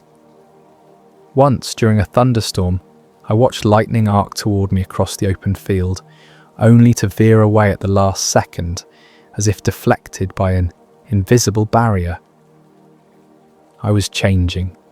Whatever had happened in those woods, whatever information had been transferred into my mind, it was altering me in ways I couldn't fully understand. The war ended in Europe in May. I was transferred back to the United States in June, honourably discharged in August. I thought leaving England would mean leaving the mystery behind. I was wrong. Chapter 9. The war ends, but the memory doesn't. I returned to Indiana, to the farm I'd grown up on, to a life that should have felt familiar, but didn't anymore. My parents were older, worn by the war years. My younger sister had married while I was overseas. The town had changed in subtle ways, filled with other veterans who moved through their days, with the same haunted look I saw in my own mirror. I tried to readjust to civilian life. Got a job at a garage working on cars instead of bombers. Met a girl named Margaret, who didn't ask too many questions about the war. We married in 47. Had 2 children by 50. I should have been happy. I should have moved on. But the symbols wouldn't leave me alone. I dreamed them constantly. Those geometric patterns becoming more elaborate, more complex.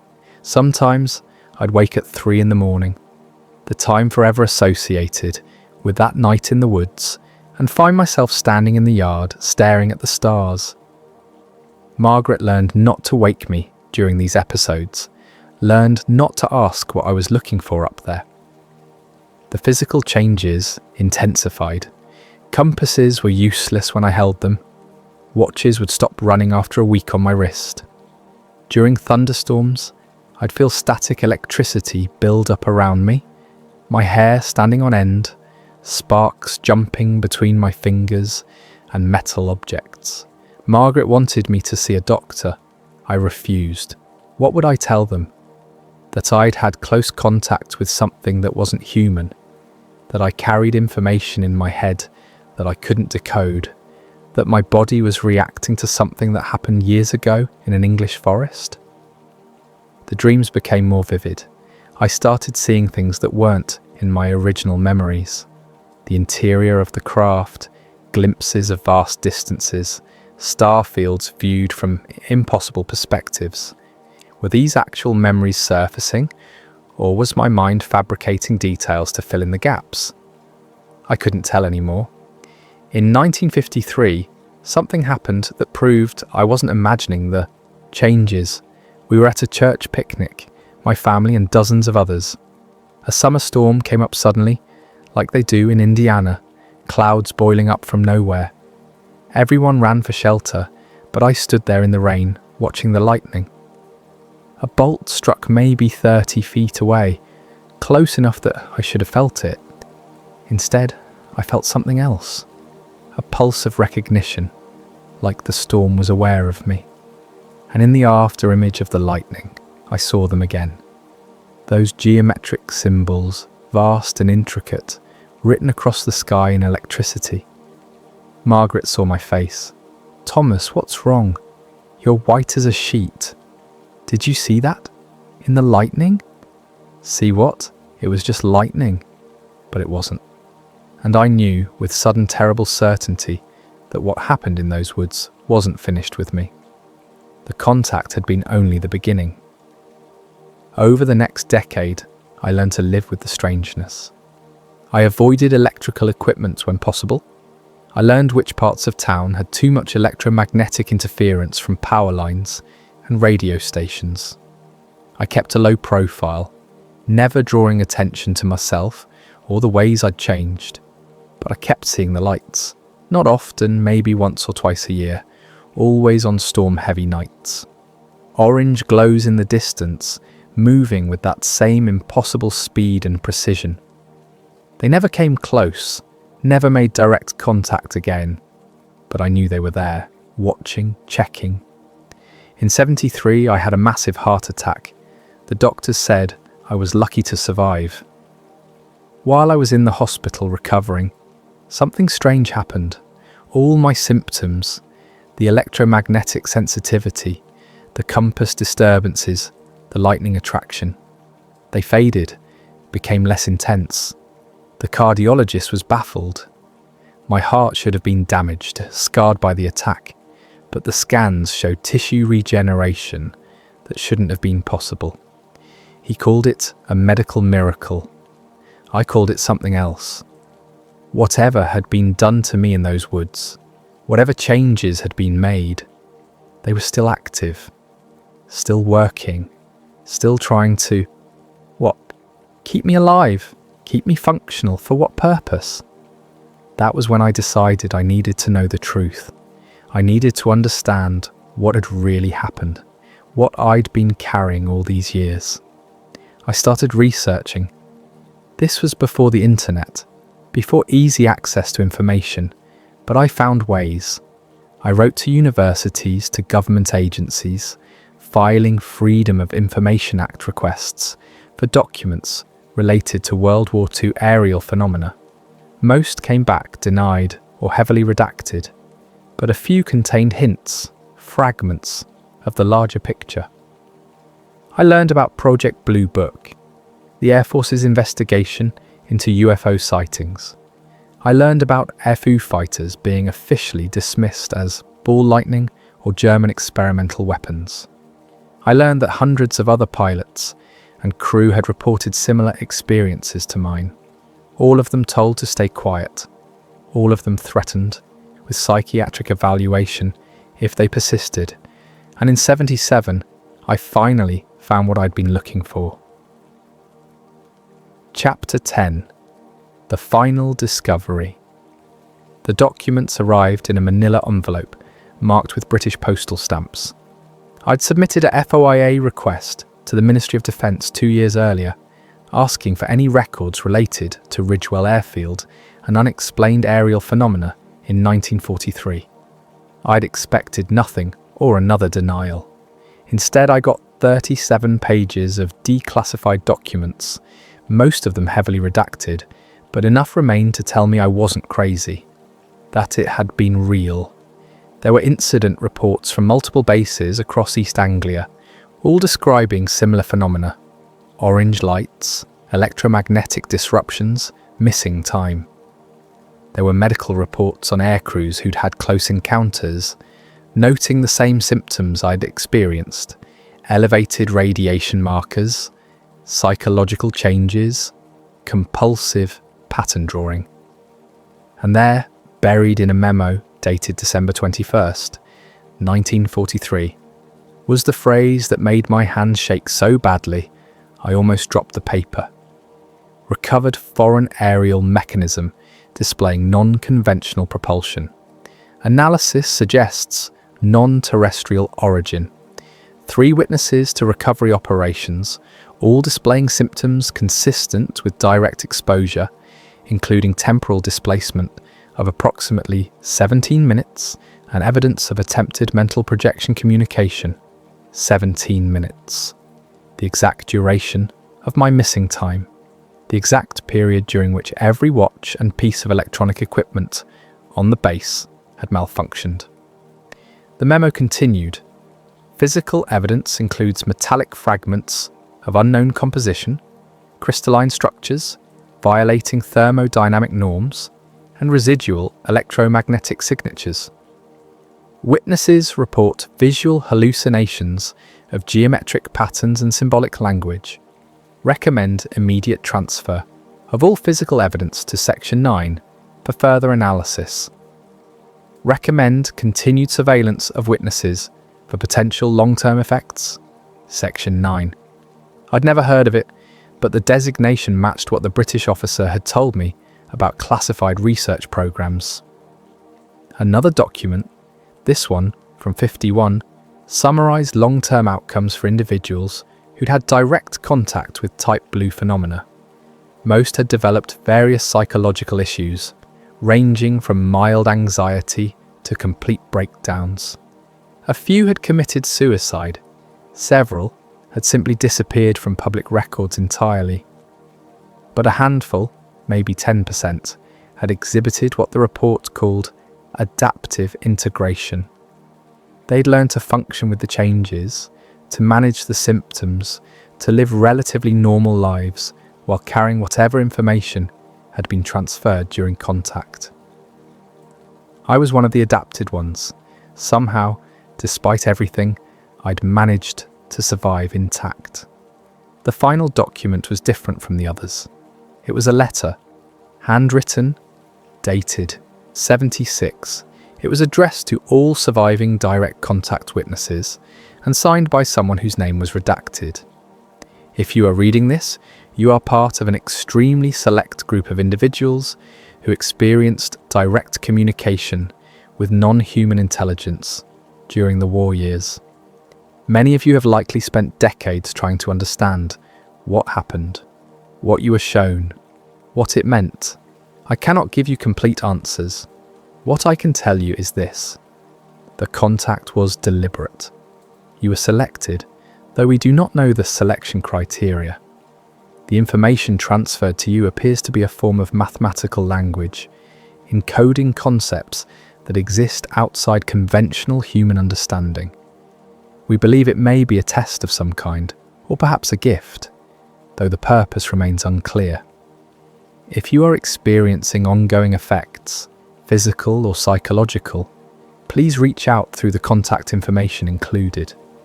We can provide support and, in some cases, explanations, but more importantly, know that you are not alone. Know that what you experienced was real, and know that they are still watching. I sat in my study for a long time after reading that letter, looking at the contact number it provided. It was the same number the British officer had given me back in '44, the one I'd memorised and tried to forget.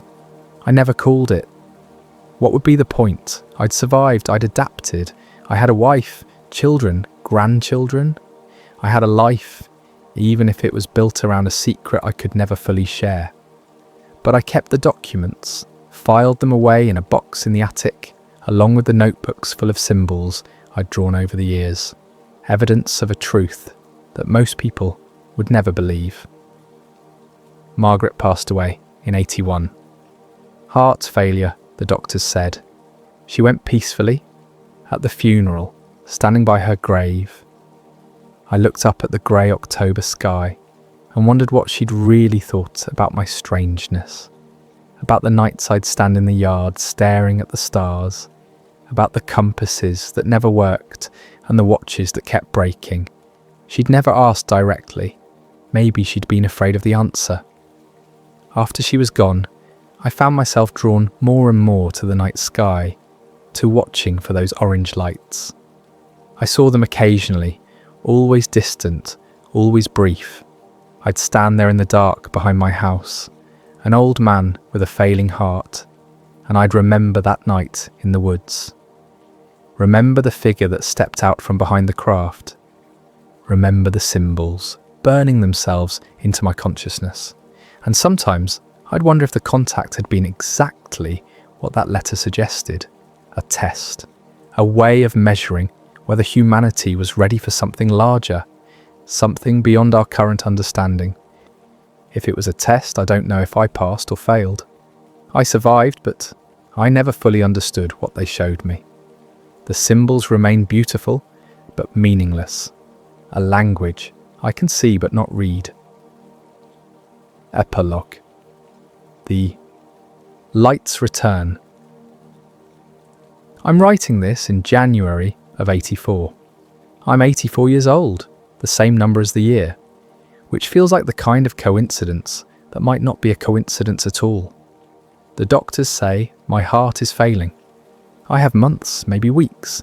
My children want me to move in with one of them, to spend my last days surrounded by family. But I can't leave the house, not yet, because they're back. For the past 3 nights, I've seen the orange glow in the tree line behind my property. Not distant anymore, not fleeting, steady, patient, waiting. I know what it means. After 40 years, they're checking to see if I remember. If I kept what they gave me, even though I never fully understood it. And I have. The symbols are still there when I close my eyes, still as clear and intricate as they were that December night in 1943. My children think I'm confused when I talk about the lights. They think it's the medication, or age, or my heart affecting my mind. They don't see them when they visit, which means the lights are only revealing themselves to me. Last night, I stood in the yard for an hour, watching that steady orange glow between the trees. It's closer than it was the night before, moving incrementally, patiently, toward the house. I'm not afraid. That's the strange thing. After decades of carrying this secret, of wondering what it all meant, I feel something like relief. Maybe I'll finally get answers. Maybe I'll finally understand what they showed me.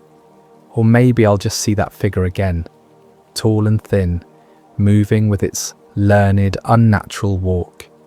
Maybe I'll experience that pressure in my head one more time, that sensation of information being transferred directly into my consciousness. Maybe I'll get 17 more minutes of missing time to balance out the first 17 I lost. I've told my son to read this document after I'm gone. I've told him where to find the box in the attic, the one with the declassified files and the notebooks full of symbols. I don't expect him to believe any of it, but I need someone to know. I need this truth to exist beyond my own failing memory.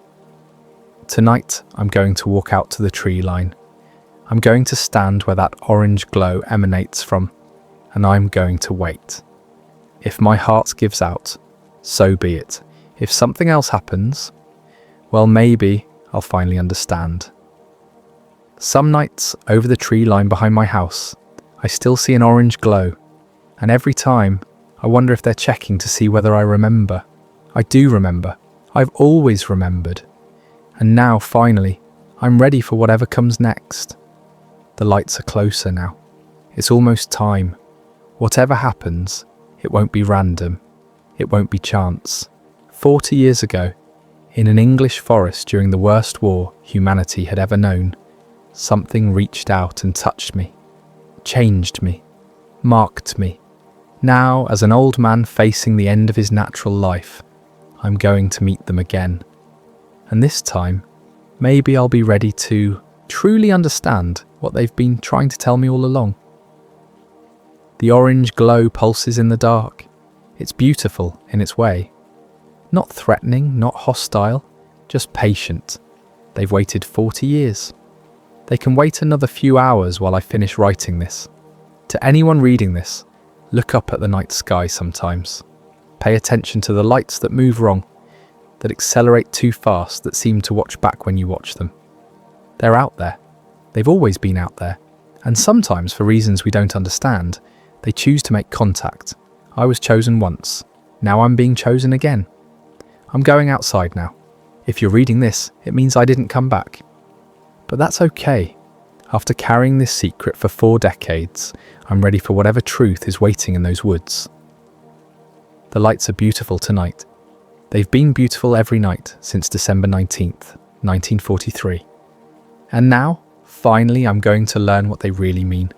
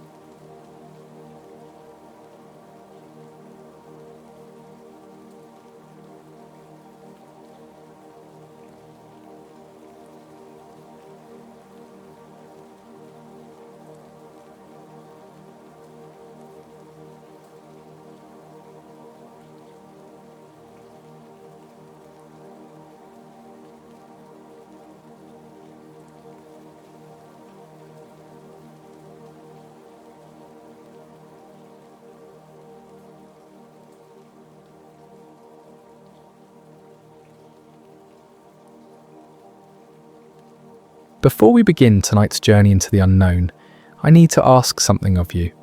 If this story gives you that perfect mix of intrigue and unease, if it helps you drift off or keeps you thinking long after it ends, please hit that hype button. It genuinely helps this channel more than you possibly know, and it tells me what kind of mysteries you want to hear more of. Also, I love seeing where everyone is tuning in from. So if you feel like it, drop a comment letting me know what time it is for you and where in the world you're listening. No pressure, but we've built an incredible community here, and seeing how far these stories travel never gets old. Now settle in, turn down the lights, and let me tell you about something that happened on a quiet mountain road in Colorado. Something that still doesn't have an explanation. The visitor at mile marker 7. There are roads in this country that seem to exist outside normal space. Stretches of asphalt where the rules bend just slightly, where reality feels paper thin. Highway 43, cutting through the mountains west of Boulder, Colorado, is one of them. And if you drive it late enough at night, when the world narrows down to your headlights and the endless dark pressing in from all sides, you might understand why some people who take that road never make it home. My name doesn't matter. What matters is what I saw, what I experienced, and what I can never unsee. It was October of 2011. I was working the graveyard shift at a natural gas monitoring station about 30 miles outside town, spending my nights alone in a concrete box surrounded by machinery and mountains. The work was mind-numbing, but the drive home made up for it. Empty roads, clean air, the kind of silence that only exists at 3 a.m. when even the nocturnal world has gone to sleep. I'd driven that same route home hundreds of times. I knew every curve, every pothole, every place where deer like to cross. I knew the small white markers counting down the miles, their reflective paint catching my headlights, like tiny ghosts along the shoulder. Mile marker 7 sat at the bottom of a long descent, right where the road straightened out, before climbing again into dense pine forest. I'd passed it so many times, I barely noticed it anymore. Until the night everything changed. It was a Tuesday. The shift had been routine.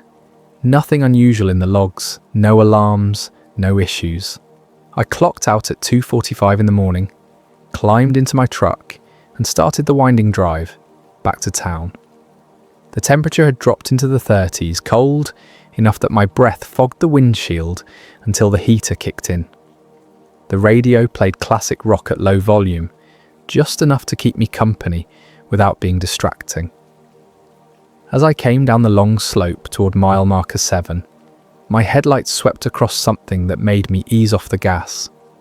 A car sat pulled over on the shoulder, hazard lights blinking their steady orange, rhythm into the darkness. It was a newer model sedan, maybe a Honda or Toyota, dark-coloured, positioned neatly on the gravel as if the driver had carefully chosen that exact spot to stop. My first thought was a flat tyre or engine trouble. My second thought was to keep driving. It was nearly 3 a.m, I was tired, and stopping for strangers on empty mountain roads isn't exactly recommended, but something made me slow down. Maybe it was the way the hazard lights looked so lonely out there. Maybe it was the fact that in all my late night drives, I'd never seen another vehicle stopped on this particular stretch. Maybe it was something else entirely. I pulled over about 20 feet ahead of the stranded car, leaving my engine running and my headlights on. Through my rearview mirror, I could see the sedan more clearly now. The driver's door stood open. Not just unlocked, but hanging wide open, like someone had gotten out in a hurry.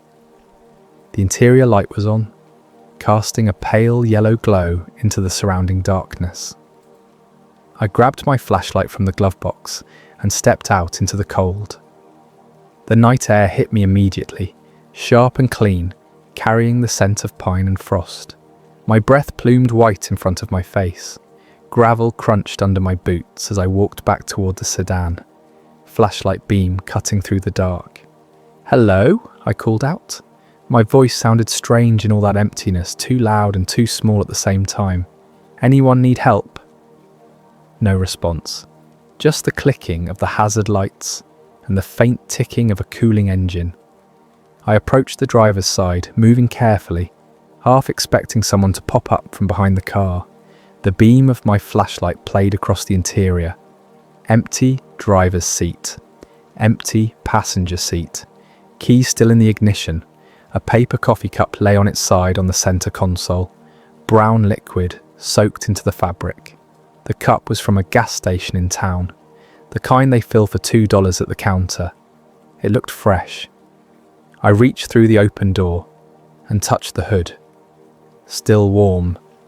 Not hot like it had just been running, but warm enough to tell me this car hadn't been here long. Maybe 20 minutes. Maybe less. That's when I noticed there were no footprints. The shoulder was covered in a thin layer of dust and small gravel. My boots had left clear impressions leading from my truck to where I stood. But around the sedan, around the open door where someone should have stepped out, there was nothing. No prints, no disturbance in the dust, nothing to indicate which direction the driver had gone. I straightened up, playing my flashlight beam along the ground, looking for any sign of where they might have walked. The light caught something on the passenger seat. A cell phone. Screen dark, connected to a charging cable. Next to it, a wallet. I didn't touch either one, but I could see the corner of a driver's license sticking out of the wallet. The photo too small to make out from where I stood. The radio inside the car was on, but not playing music, just static. The kind of white noise that fills empty frequencies, faint and constant, and oddly hypnotic. I reached in and turned it off, and in the sudden silence that followed, I heard something else. A hum, low and distant, coming from somewhere in the tree line to my right. It wasn't mechanical exactly, but it wasn't natural either. It had a rhythm to it, a regularity that felt wrong somehow. Like a generator running in the distance, but smoother, more resonant. The kind of sound you feel in your chest as much as hear with your ears. I turned toward the trees, flashlight beam probing the darkness between the trunks. The forest here was dense ponderosa pine, and Douglas fir growing thick enough that daylight barely penetrated at ground level. At night, it was a solid wall of black, punctuated by the narrow columns of tree trunks. And somewhere in that darkness, something was making that sound. I should have gotten back in my truck. I should have called the police, reported the abandoned vehicle, and driven home. But standing there in the cold, with that strange hum vibrating through the air, I felt pulled forward. Not compelled exactly, just curious in a way that overrode common sense. I took a step toward the tree line, then another. The hum grew slightly louder, but its quality didn't change. Still regular, still resonant, still wrong. My flashlight beam swept back and forth across the darkness, catching nothing but trees and shadows and the occasional glint of animal eyes that disappeared as soon as I focused on them. I was maybe 10 feet from the edge of the forest when I saw the light. At first, I thought it was a reflection, my flashlight bouncing off something metallic deeper in the woods. But when I turned my light away, the glow remained, faint and white, pulsing gently like a heartbeat. It appeared to be about 50 yards, into the trees, partially obscured by the dense undergrowth. The pulsing was slow and deliberate, bright then dim, bright then dim. The rhythm matched the hum I was hearing, or maybe my brain was just making connections that weren't there. Either way, I stood there transfixed, watching that gentle pulse expand and contract in the darkness. Then it moved. Not quickly, not erratically, but it dipped behind a rise in the terrain, disappeared for a moment, then rose again on the other side, maintaining that same steady pulse. The movement was too smooth, too controlled. A handheld light would bob and weave as someone walked. A vehicle's headlights would have a different quality, a harshness that this soft glow lacked. This moved like it was floating. Every rational part of my brain was screaming at me to leave, to get back in my truck, drive to town, and let someone else deal with this. But I've never been good at listening to the rational parts of my brain, especially when confronted with something I can't explain. I stepped into the forest. The temperature dropped immediately. Not dramatically, but noticeably, like stepping into a walk-in cooler. The air felt heavier too, thicker somehow, pressing against my skin. I had to consciously remind myself to breathe normally. Sound changed as well. My footsteps, which had crunched clearly on the gravel shoulder, now seemed muffled despite the carpet of dry pine needles beneath my boots. Even my breathing sounded distant, like I was hearing it through a wall. The hum was louder here, but it had the same muffled quality, as if the forest itself was absorbing all sharp edges of noise. I pushed through the underbrush, flashlight beam bouncing off tree trunks and scanning for the pulsing light. It was harder to track now that I was actually among the trees, the dense growth breaking up my line of sight.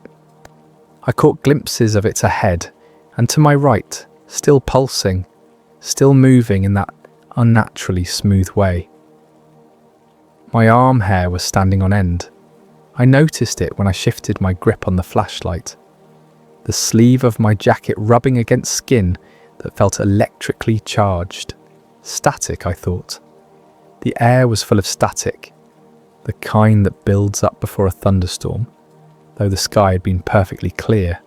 I'd walked maybe 30 yards into the forest when I almost stepped on it. My flashlight beam swung down just in time to catch the pattern in the dirt at my feet. 3 circles, each maybe 2 feet in diameter, overlapping in the centre. They were pressed into the ground, the earth within them compacted and smooth, while the edges were sharp and defined. No gradual indentation, no scuff marks, just perfect circles intersecting at precise angles. I crouched down, playing my light across the pattern. The dirt inside the circles was darker than the surrounding soil, as if it had been subjected to heat or pressure. I touched the edge of one circle with my finger. The boundary was so clean, it felt machined, like someone had used a giant compass to carve it into the ground. But there were no tool marks, no footprints around it, no tyre tracks, nothing to indicate how this pattern had been made or who had made it. I stood up slowly, a cold weight settling in my stomach that had nothing to do with the temperature. The pulsing light was closer now, much closer. I could see it clearly between the trees, maybe 20 yards away, hovering about 6 feet off the ground. The glow painted the nearby tree trunks white, casting long shadows that swayed despite the lack of wind. The hum had changed. It was no longer a distant vibration, but a tangible presence, resonating in my bones, making my teeth ache. And beneath it, just barely audible, was something else. A clicking sound, rapid and irregular, like Morse code being tapped out at high speed. I raised my flashlight, pointing it directly at the pulsing light. The light stopped pulsing.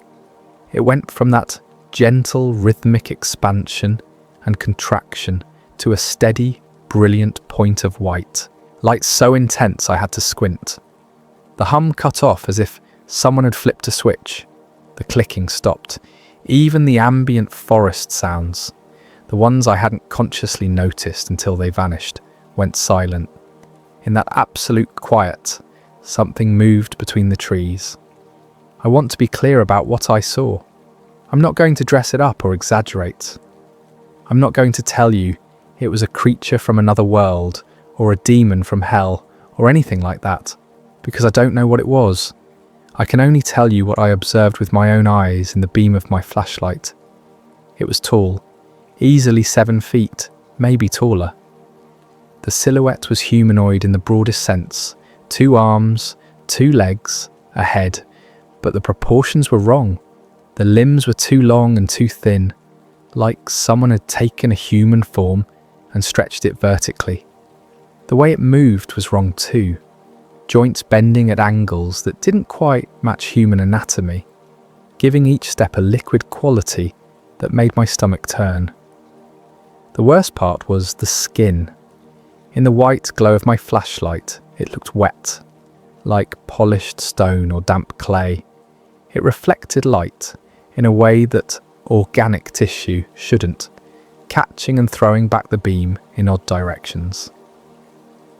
The colour was difficult to pin down, somewhere between grey and pale green, but it seemed to shift as the thing moved, as if the surface was somehow translucent. Where the head should have been, there was only smoothness, no eyes, no nose, no mouth. Just a curved surface that tapered slightly at what I assumed was the top. And yet I had the overwhelming sense that it was looking at me, studying me.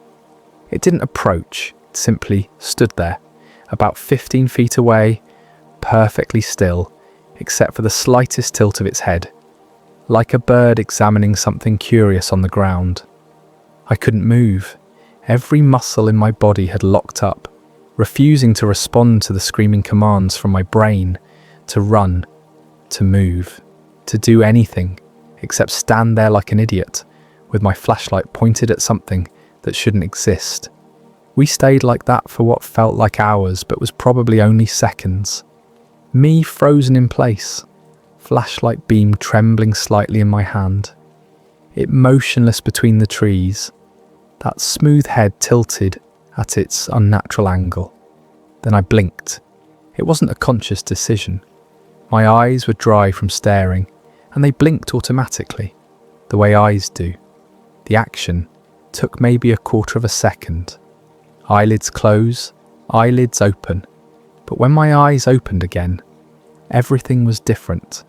I was no longer standing in the same spot. My flashlight was pointing at the ground instead of ahead. The pulsing light was gone. The brilliant white point was gone.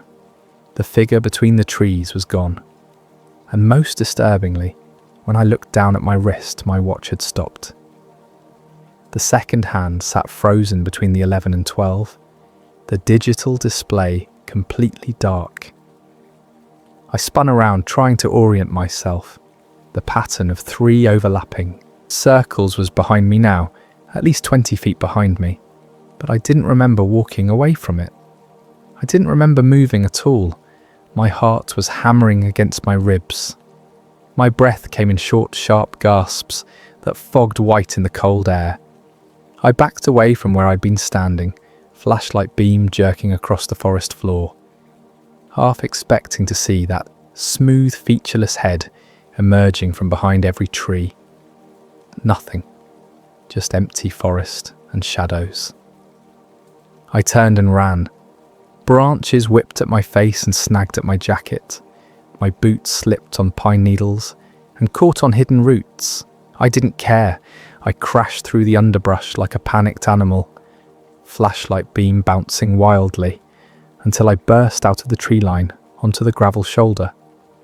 My truck sat where I'd left it, headlights still on, engine still running. The abandoned sedan was still there too, hazard lights still blinking their steady rhythm. But the driver's door was closed now. I was certain it had been open when I'd walked into the forest. Absolutely certain. I ran to my truck and climbed in, slamming the door and locking it. My hands were shaking so badly I could barely get the transmission into drive. I pulled back onto the highway and accelerated, not looking back, not slowing down until the lights of town appeared on the horizon. It was only when I pulled into my driveway that I realised how much time had passed. My shift ended at 2:45. I'd left the station by 3. The drive normally took 25 minutes.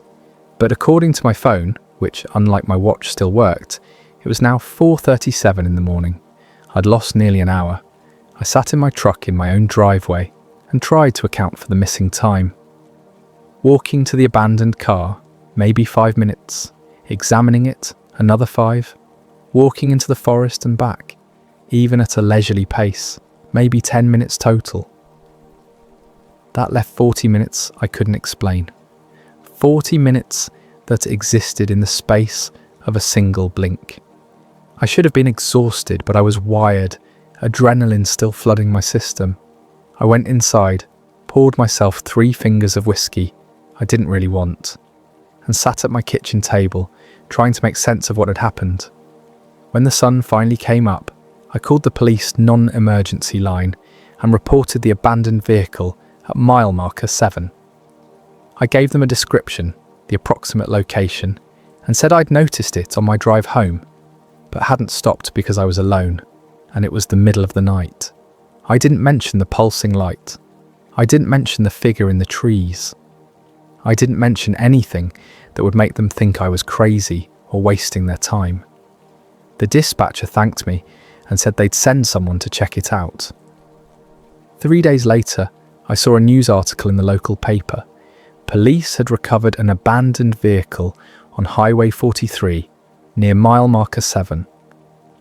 The car was registered to a 32-year-old man from Boulder, named Marcus Webb. He'd been reported missing 4 days earlier when he failed to show up for work. His car was found in perfect working condition. Keys in the ignition, personal belongings untouched. There was no sign of foul play and no indication of where Mr. Webb might have gone.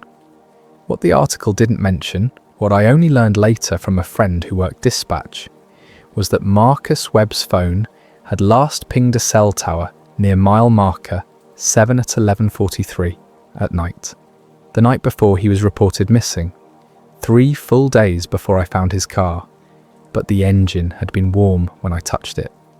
That night, and for many nights after, I dreamed. Not the normal fragmented dreams everyone has, but something more vivid and specific. I dreamed of circles overlapping in precise geometric patterns. I dreamed of a low hum that vibrated through everything, making reality itself shimmer like heat waves over asphalt. And I dreamed of light, brilliant white light that pulsed like a heartbeat, calling out in rhythms I almost understood. I woke up each morning with a headache and a sense of urgency I couldn't explain, like there was something I needed to do, somewhere I needed to be, but I couldn't remember what or where. I tried to go back to normal life. I went to work, did my job, drove home. But I couldn't drive past mile marker 7 without slowing down, without scanning the tree line for any sign of that pulsing light. And I couldn't shake the feeling that whatever I'd encountered out there wasn't finished with me. 2 weeks after finding Marcus Webb's car, I started researching, not casually, but obsessively. I spent hours in the public library, scrolling through newspaper archives and police reports. I filed Freedom of Information requests with the county sheriff's department. I talked to anyone who would listen about missing persons cases in the area. What I found disturbed me more than the encounter itself. In the previous 18 months, 3 other vehicles had been found abandoned along Highway 43, all within a 2-mile stretch centred on mile marker 7, all in perfect working condition, all with keys in the ignition and personal belongings inside, all with no sign of the drivers.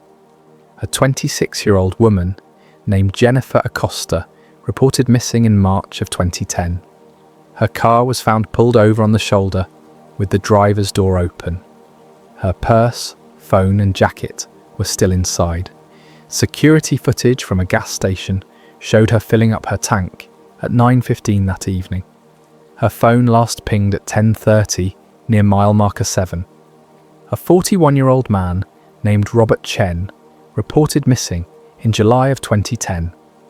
His car was found idling on the shoulders with the headlights on. His wallet and a half-eaten sandwich were on the passenger seat. His phone last pinged at 1:17 in the morning near mile marker 7. A 19-year-old named Ashley Nolan reported missing in January of 2011. Her car was found locked with the windows down and the radio playing. Her backpack and laptop were in the back seat. Her phone last pinged at 11:55 at night, near mile marker 7. 4 missing people in 18 months, all last seen on the same stretch of road. All vanished without a trace. The police reports classified them as voluntary disappearances or possible accidents. The working theory was that people were pulling over for unknown reasons, becoming disoriented, and wandering into the forest where they succumbed to exposure or fell into ravines. It happened, the reports said. People got turned around in the mountains. They made poor decisions. They didn't respect the wilderness. But none of the search and rescue operations found bodies. None of the cadaver dogs picked up any scent trails. And in each case, the vehicles were found in conditions that suggested the drivers had just stepped out for a moment, not that they'd abandoned them permanently. I became obsessed with mile marker 7. I drove out there during the day, parking where Marcus Webb's car had been, and hiked into the forest. I found the spot where I'd seen the overlapping circles, or at least where I thought it had been. The pattern was gone, erased by weather and time, but something about the location felt familiar in a way that made my skin crawl. I brought a handheld GPS unit with me on these trips. I marked waypoints, tracked my routes, tried to create a map of the area, but the GPS acted strangely near certain spots. The signal would drop, the coordinates would jump around, the battery would drain far faster than it should. There was a roughly circular area, maybe 50 yards in diameter, where the GPS simply wouldn't function at all. I brought a camera and took hundreds of photos. Most showed nothing but ordinary forest, trees and undergrowth, and the occasional wildlife. But a few, just a handful, showed something else. Blurred streaks of light that hadn't been visible when I took the picture.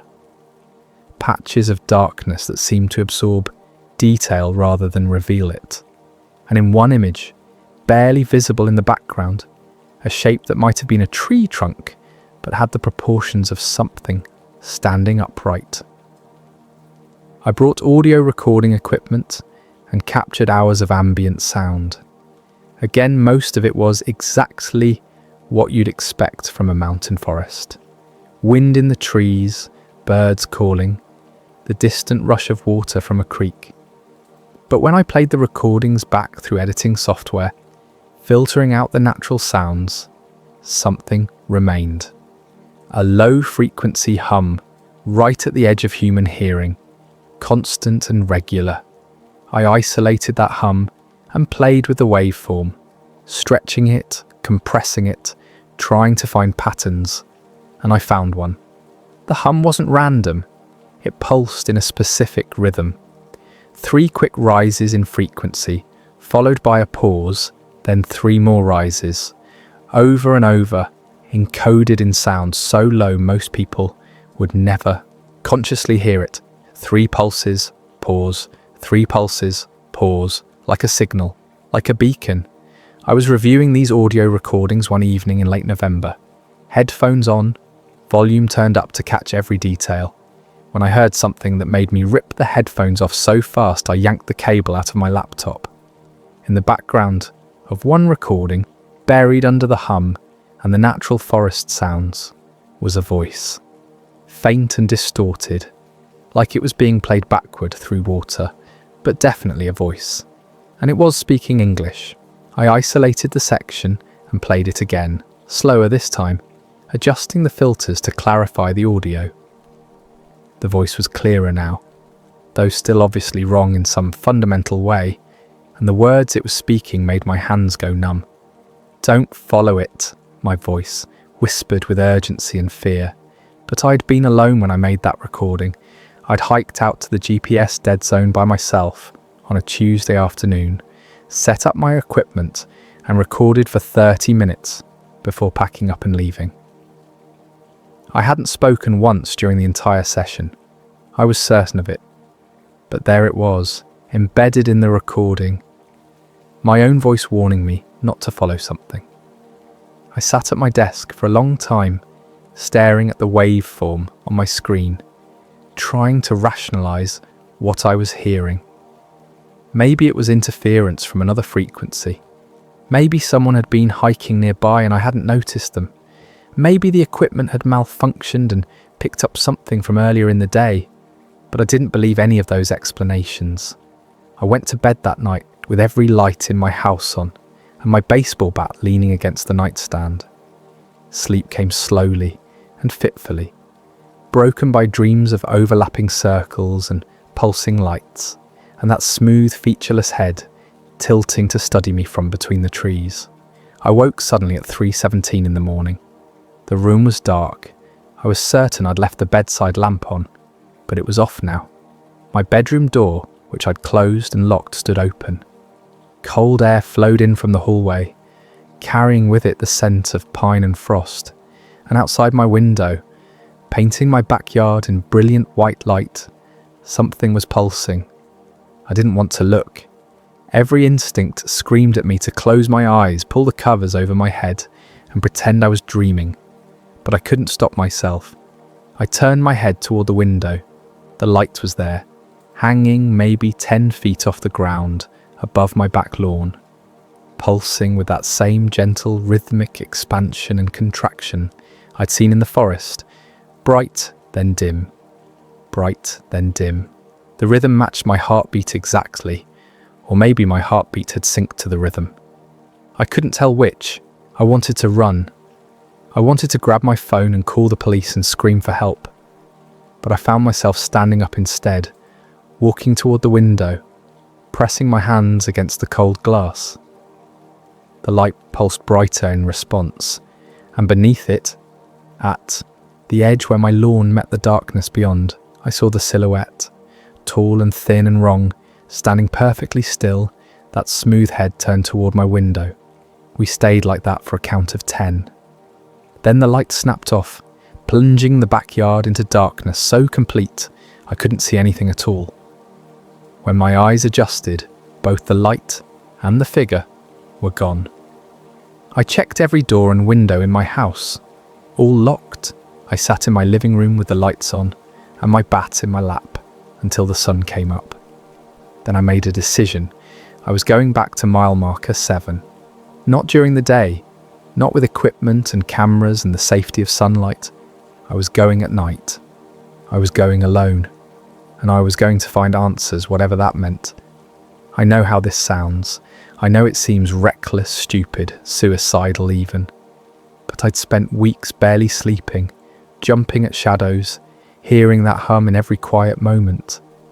Whatever was happening to me, whatever had happened to Marcus Webb and Jennifer Acosta and the others, I needed to understand it. I needed to confront it. Or maybe I just needed it to be over. I waited until the next Tuesday, the night I'd normally be driving home from my shift. I called in sick to work. I didn't want anyone wondering why my truck was parked on Highway 43 if something went wrong. I packed a backpack with basic supplies, a flashlight with fresh batteries, and a notebook where I'd written down everything I'd learned. If I didn't come back, maybe someone would find it and understand. I drove out to mile marker 7 just after midnight. The road was empty, just like it had been that first night. I parked on the shoulder in almost the exact spot where Marcus Webb's car had been. The night was cold and clear, stars brilliant overhead, the temperature already dropping below freezing. I sat in my truck for a few minutes, engine running, heat on, trying to work up the courage to step outside. My hands were shaking, but it wasn't from the cold. It was fear, pure and simple, the kind that starts in your stomach and radiates outward until even your fingers feel it. I thought about Marcus Webb, about what his last moments might have been like. Did he see the light? Did he encounter the figure in the trees? Did he make the choice to follow, or was the choice made for him? I turned off the engine and stepped out into the night. The silence was immediate and total. No wind, no animal sounds, nothing but the soft crunch of gravel under my boots. I left my truck unlocked with the keys on the driver's seat. If someone found it tomorrow, I wanted them to know I'd left willingly, that I'd made this choice. I turned on my flashlight and walked toward the tree line. The forest was exactly as I remembered it, dense and dark and heavy with that strange quality that made sound feel muffled. The temperature dropped as soon as I stepped between the trees. Static electricity raised the hair on my arms. I walked deeper, following no particular path, letting some instinct I didn't understand guide me. 20 yards in, 30, 50. My flashlight beam swept back and forth, catching nothing but trees and shadows. Then I saw it, the pulsing light deep in the forest ahead of me. Bright, then dim. Bright, then dim. The hum started simultaneously, that low vibration I could feel in my chest and bones. And beneath it, that clicking sound, rapid and irregular. 3 pulses. Pause. 3 pulses. I stopped walking. This was it. The moment of decision. I could turn around, run back to my truck, drive away, and spend the rest of my life wondering. Or I could keep going. I could walk toward that light and find out what waited for me in the dark. I took a step forward. The light pulsed brighter. Another step. The hum grew louder. Another. The clicking became a roar. The forest opened into a small clearing I didn't remember seeing before. The pulsing light hung in the centre, maybe 8 feet off the ground, brilliant and cold. And beneath it, standing in a loose semicircle, like they'd been waiting, were the figures. Not 1, 5 of them. Tall and thin and wrong, their wet-looking skin reflecting the pulsing light in strange directions. No faces, just smooth curves where features should be. They stood motionless, watching me, with whatever senses beings like that possess. I should have run. Every primitive survival instinct demanded it, but I was so tired. Tired of being afraid. Tired of not understanding. Tired of questions without answers. I opened my mouth to speak, though I had no idea what I would say. The light went from pulsing to solid, brilliant white that washed out everything else. The hum became a sensation rather than a sound, vibrating through reality itself, and the figures moved. Not toward me, around me, circling slowly, their movements synchronized like dancers who'd rehearsed this pattern 1,000 times. I felt it then, not in my body but in my mind, a presence pressing against my thoughts, not forceful or violent, but simply there, waiting. And with it came understanding. It wasn't trying to hurt me, it was asking me to follow. I don't know how long I stood in that clearing. Time felt broken, stretched and compressed simultaneously. But at some point I realised I was holding my notebook, pen in hand, writing by the light of that brilliant glow, writing words I didn't consciously think, recording something that felt both foreign and intimately familiar. When I stopped writing, the light began to fade. The figures stepped back, creating space, and I understood that the choice was still mine. I could walk back to my truck. I could drive home. I could pretend this never happened and spend the rest of my life as I had before. Or I could follow. I looked down at what I'd written in my notebook. The words were in my handwriting, but felt like someone else's thoughts. They explained things I hadn't known I wanted to understand. About the nature of reality and consciousness. About the thin places where different kinds of existence overlap. About beings who don't travel through space, so much as step between the folds of it. The last line I'd written, the one I didn't remember writing at all, said, "It wasn't trying to hurt me. It was asking me to follow." I tore the page from my notebook and walked back through the forest to my truck. My hands were steady now. The fear had transformed into something else. Not courage exactly, but acceptance. I placed the page on the hood of my truck, weighing it down with a rock so it wouldn't blow away. Then I walked back toward the tree line without looking back. The light was still there, pulsing gently, waiting. The figures stood motionless in their semicircle, and beyond them, barely visible in the wash of that brilliant glow, I could see others. Dozens of them. Maybe more. I took one last look at the stars overhead, at the familiar constellations I'd known all my life. Then I stepped forward into the light. The last thing I remember thinking was that it didn't hurt. The transition, the crossing, whatever it was. It felt like stepping from a dark room into sunlight, or waking from a dream into something more vivid than dreaming. Then I was somewhere else. Epilogue. The following article appeared in the Boulder County Daily Times on December 3rd, 2011. Local man reported missing. Boulder County Sheriff's deputies are investigating the disappearance of a 34-year-old man who failed to report for his shift at a natural gas monitoring station early Tuesday morning. The man, whose name is being withheld pending notification of family, was last seen leaving his residence Monday evening. His vehicle was discovered Wednesday morning on Highway 43 near mile marker 7. The car was found with the driver's door open and the engine off. The man's keys were located on the driver's seat and a handwritten note was found on the hood. Sheriff's deputies report no signs of foul play. Search and rescue teams conducted an extensive search of the surrounding forest, but found no trace of the missing man. This marks the 5th unexplained disappearance on this stretch of highway in the past 22 months. Authorities continue to investigate potential connections between the cases. Anyone with information is asked to contact the Boulder County Sheriff's Department. The article didn't mention that multiple witnesses reported seeing a bright, pulsing light in the forest near mile marker 7 the night of the man's disappearance. It didn't mention that his watch was found in the front seat of his truck, stopped at exactly 3:17 in the morning, and it didn't mention what was written on the note found on his hood, though the investigating officers photographed it and filed it as evidence. The note is still in the case file, marked as unexplained.